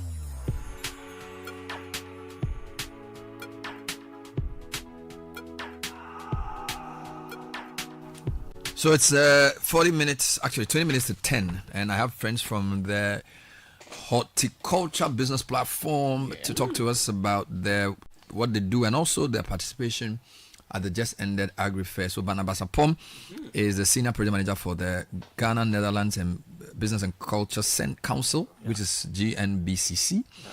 And he also coordinates the HBP project. He's here with David Nkwantebisa, who is a manager for Abuke Cuisine, one of the companies under the platform who also exhibited at the fair. So, gentlemen, you are welcome. Thank you. So, Barnabas, Yeah. what is HBP? What does it even stand for, and what does it mean? Okay. So HBP is a business platform that was set up with the help of GMBCC. Right. So GMBCC is also a business platform that has been in existence for the past 20 years. So GMBCC basically brings all the companies that are operating in Ghana and from the Netherlands together. Currently, we have between 100 to 200 member-paid companies. So companies like KLM, Vivo Energy, all those that you can mention that have some relationship with the Netherlands. Okay. And GMBCC have been doing this for quite a long time, and I have been one of the longest serving staff at GMBCC. So we also thought of how can we also help the horticulture sector. Good. And then in 2022, we submitted a proposal to the embassy to form a business platform that will help the horticulture sector to be independent. The Netherlands embassy already have a history of supporting the horticulture sector through programs like Ghana Veg, Hortifresh over the years. However, those are programs, and when they end, there's no continuity. So the business HBP basically wanted to create a sustainable business platform, which is run by the members. The members now decide what they want to do and then the direction. And that is something that we were able to set up since 2023 with the help of the Dutch embassy and GMBCC. So how many companies under or are part of this platform? Okay. So currently we have various membership types. However, we want to start with what we call subscription. We are not really interested much in the payment now. We want to really make room for members to be on the platform so that we all go together. Currently, we have over 240 SMEs. We started with the SMEs because they are more structured, and then most of them are already within our network. So we have currently 240 that are signed members of the HBP. What kind of organization? Is it farms, agri-businesses? What are we talking about? All right. So we are looking at actually the whole value chain. So, but most of the companies that we have, we are looking at processing companies. For instance, Eden Tree, which is one of the members, they are more into processing. So they do a lot of coalition, and then they also process and then they sell to most of the malls. We have, say, AB Farms. AB Farm is one of the leading exporters in Ghana. So they collate and then they also export. We have Holland Green Tech. They specialize when it comes to skill training and giving support to farmers. We have East West Seed. They produce seeds and other farm input. So most of the members are within the whole value chain. Wonderful. Yeah. What kind of programs do you run for your partners? Okay, so currently we have a number of programs. We started to build on what was already existing from Holland Hortifresh in the past, and one of them is what we call the fruit and vegetable fair. So we've done it almost 8 times. Last year we did it, and this year we are also planning basically to give a platform for members to come and exhibit their products and services. We also coming out. We have media platforms that we're also helping to expose members. We are here today with some of our members just to share what they do, and then recently we supported. We joined the Agri Fair basically to bring exposure to the horticulture sector. So those are some of the programs that we are doing to bring exposure.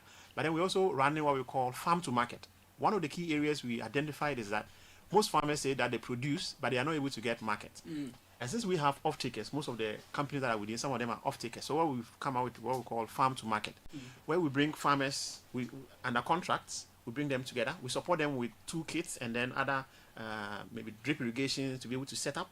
And then they produce specifically for our off-takers. And we also have a contract agreement with our off-takers. Very interesting findings from this farm to market that we've started. We did a pilot. Now we are working with 10 farmers. We want to increase this with the support of our funders or our supporters like IDH and the embassy. So you boost production. You also help access to markets. Exactly. All right. You've brought a bouquet cuisine onto the show. Yeah. We're also having Eden Tree join us shortly. Yeah. Let me ask a bouquet, David Osu Nkwantebisa. David, welcome to the show. Thank you. So tell me a bit about your organization. Okay, so a bouquet is an agri-processing business that was founded 6 years ago, and what we do is that we train farmers in purely organic farming and sensitive agriculture, and then we buy from them, and then we process it into fruit juices. We also have finger foods and like samosa and spring rolls, and we also do local juices like Miller drinks and Sobolo. And all of the drinks and juices are produced from fruits and things grown here? Yes, yes. But you don't grow them yourself, but you sort of work with the farmers to grow it? Yes, please. I see. Now, so you were at the Agri Fair? Yes. How was the experience like? It was mind-blowing. It was amazing. Honestly, we've been to several fairs, but I must confess this very one was the one that we made our best sales. Yeah, so it was mind-blowing. So you thought you were just coming to exhibit your Yes, products? yes. You didn't know people were coming to buy? Yes, so... Clearly, you were not listening to what I was saying on the program. Because I was telling people to come and buy, and to say you were coming to exhibit. So, you know, the thing is, during every fair or every program, you have a quantity that you assume like you are going to sell, right? And so for us, we thought, we couldn't go overboard, but we realized that after the program, we even had shortage, so we had sold out. Yes, we sold a lot of our products. So yeah, I see. So Barnabas, that also reveals a question of skill. Yeah. Because we had 3-day event, and a lot of the exhibitors said they were overwhelmed with the numbers, and they needed to actually go into their stocks to bring out. Does skill matter to the platform, and do you actively work for these companies to be stronger and bigger? That's a very good question. Thank you. I think skill is very important. Because we work a lot with the Netherlands, sometimes there are a lot of even orders. They request for certain orders, and you can't get them. I have an example of a company that they have orders that they have to supply certain goods, and they are not able to meet the orders just because of scale. So it is very, very important. And last year we did what we call sensitization, and then also what we call market convening. We brought all the stakeholders within the horticulture sector together with the help of IDH, and we wanted to know what is the reason why we are not able to have scale and we are not able to produce in masses, because most of them are important. And the very key finding was that they said we are not able to buy from Ghana because the production is scattered. We don't have block farms. We don't have places where you can just go and say, hey, when I drive my truck to this place, I can fill the whole space with tomatoes, with onions. So scale is a problem, and we can only do that if we look at the block farming. And I'm happy to mention our partners, that is IDH. That is one of the key things that they are working on. How can we scale up things? How can we work in blocks? So that if I know that if I drive to a particular area and I'm looking for a certain crop, I can get it in scale. And we can also do that by collaborating with one another. Wonderful. Sometimes people want to work in isolation, but then we can all be partners even though we are working within the same industry. Okay. And that is what we aim to do. We also have another member of the platform, and of course the company is Eden Tree, but the person is Madam Catherine Krobeduse, who's also the chairperson of the Horticulture Business Platform. So Catherine, welcome to the show. Thank you. Wonderful. So let's talk first about your membership of the HBP, the Horticulture Business Platform. How has it been helpful to your company? It has been extremely helpful because one problem that we face is low production. So we are trying to help whereby we can train farmers to follow modern technology so that we can boost production. And when we are able to boost production, then we will get enough raw materials to do our work. I see. So on the production side, it's been very useful. Yes. I'm told there are over 200 and something members. Yes. So some will be competitors and some will be possible. Yes, but we don't look at we don't compete. We want to boost production because we are not getting enough, and that's how come more imports come in. So we need to fix that problem. So for you, the production enhancement is a critical part of the platform. Yes. So what does the HBP do? Does it give you money? Does it give you resources? Is it just discussions? What do they do for you to help you boost production? It's to help the horticulture sector because this is our business. So if we are able to fix the problems in the horticulture sector, that helps our company. I see. You were at the Agri Fair that Channel 1 TV and Citi FM organized a couple of weeks ago. Yes. What was your experience like? Oh, it was fantastic. In fact, that is the best out of all the exhibitions that we have been to. We made the highest sales. No kidding. It was fantastic. In fact, I'm hoping that We will continue. I heard you say that it's very tiring. Yes, okay, you can't do it more than twice a year, but at least once a year. Yeah. That one, please. You. Do you have enough? My main concern was that by day 2, a lot of your guys had sold out what they brought for the 3 days and had to go and restock. Yes. You're a large company, but even you needed to go and bring more. We needed to twice. On 2 occasions, we even had to get our tricycle because of the traffic to come quick. And were you stop. surprised that Ghanaians were so interested in buying local? And these are Ghanaians from all walks of life. Yeah. Yes, I mean, I am one of the champions of Eat Ghana, Wear Ghana, you know, and I really like your signature. Now your shirts, every time we are looking out for the type of shirts that you're wearing. All about the Ghana man. Yes, so I'm a champion for that. Even our shop, it's produced, made in Ghana produce. Amazing. By the way, what does Eating Tree produce? Okay, we are into fruits and vegetables. Okay, so we work with smallholder farmers, and then we have a factory, a unit, a central unit. So we put all our staff produce through food safety processes, make it safe, package it nicely, and then distribute to supermarkets. So all kinds of fruit and all kinds of fruits and all kinds of vegetables. Even our mention produce as well. the things. Okay, sweet pepper, carrots, lettuce. You brought some? Know. Yes, I brought Guys, some. bring it so we can bring it. Bring it inside so I can look. So you say you help farmers to produce the fruit, and then you produce the juice out of it. Yes. And then you also use some to do drinks like millet drinks and stuff, and then you also do samosas and things. Yeah. But she is producing. So do you also do value addition? Yes, we do juice as well. You do juices? Yeah. And it's labeled nicely for us to see. Yes, of course. Can we? Please, the thing you brought, can we eat it or is just for display? Yes. You can eat it, and you can. No, Bernard, they brought some juice beer. Speaking to the mic. Yes. Oh my God. So you're both saying we should do this again? Yes. Yeah. Absolutely. Right. The only issue that I think we need to overcome, your business month is in June. But I think the weather sometimes in the month of June doesn't work, yeah? So you think how are we going to do it? Well, we didn't necessarily tie it to the business month. The business month is always in June, but this Agri Fair is a standalone. Yeah. So we can do it anytime we want. So you can advise us on when to do it. Yes. And we'll listen to you. Yes. Now, where do you see this model going? Because I think it's an interesting model. Yeah. Dutch embassy, over 200 SMEs. Let's work together, let's learn together. Yeah. But you don't want them to remain small. So you in a sense, you want them to outgrow this. Is almost like an incubator thing. Yeah. So where is this going? So that's a very good question. I think one of the key things that we have been looking at is sustainability. From the onset when I was talking about the Hortifresh and other programs. Whilst you're talking, I want to taste. You have to always think about sustainability in everything that you do. Yes. And the private sector is key.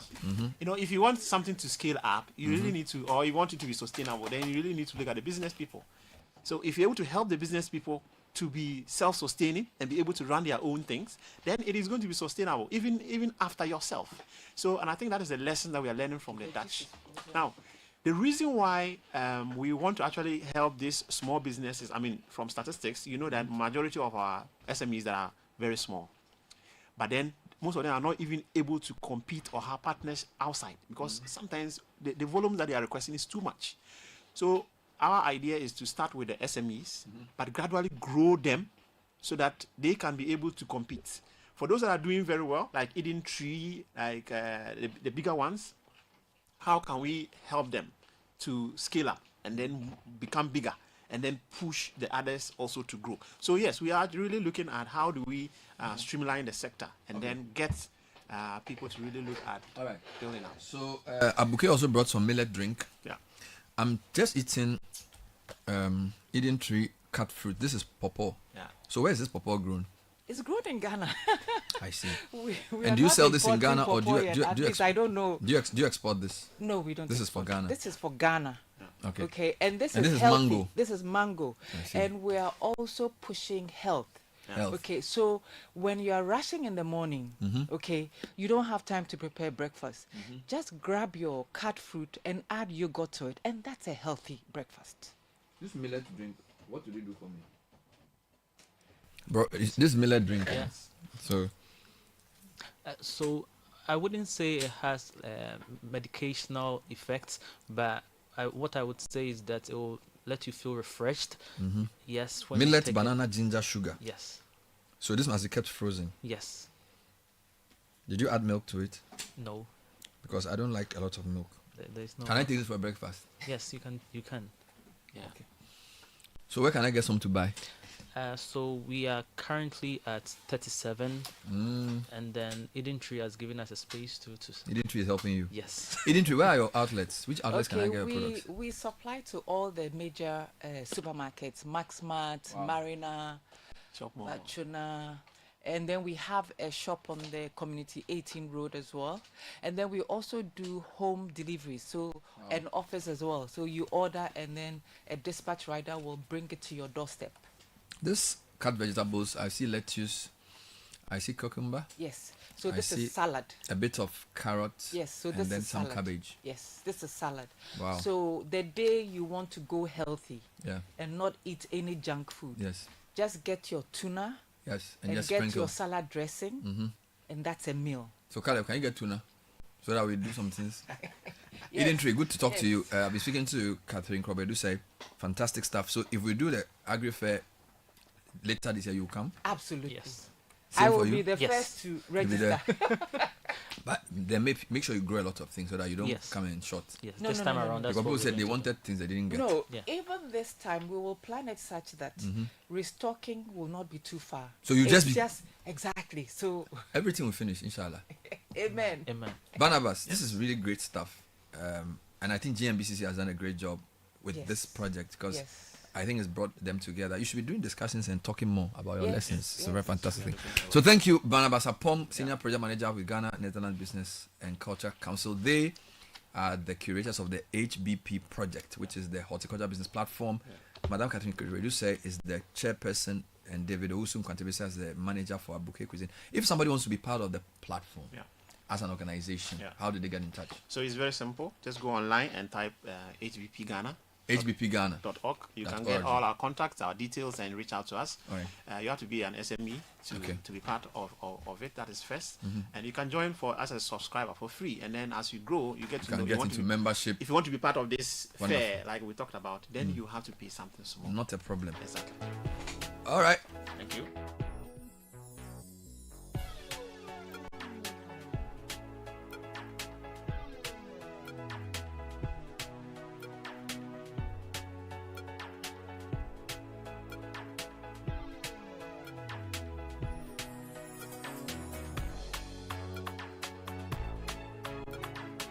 2 minutes to the top of the hour, Caleb. Let's wrap this up. If you're looking for a new best of flavor in every sip, discover the refreshing taste of Piva beverages.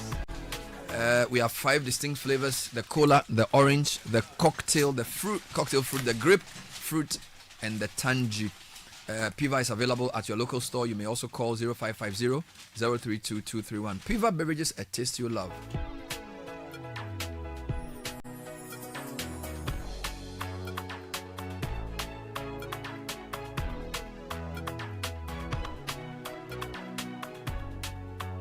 Lots of comments on roads. If you can just wrap up with a couple more for me. Okay, so good morning. Please draw attention of the roads minister to the west and neglected stretch of the Eastern Corridor Road from the towns.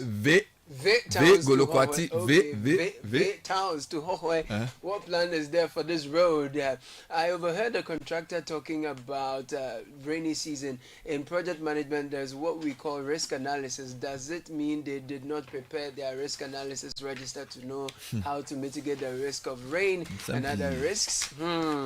That stretch of road from Bordia to Asanko has become notorious for its terrible condition. I used it a year ago. Deep potholes, eroded surface surfaces and dust or mud, depending on the season, makes it a nightmare for drivers. It's not just inconvenient, it's a serious safety hazard and barrier to development. That's all we have time for today's edition of the City Breakfast Show. My name is Bernard. I did this with Caleb Kuda, Richard Sky, Francis Kakaka Fossen, and at some point, Samens passed through. All right, so City News at 10 with Ejubiwa.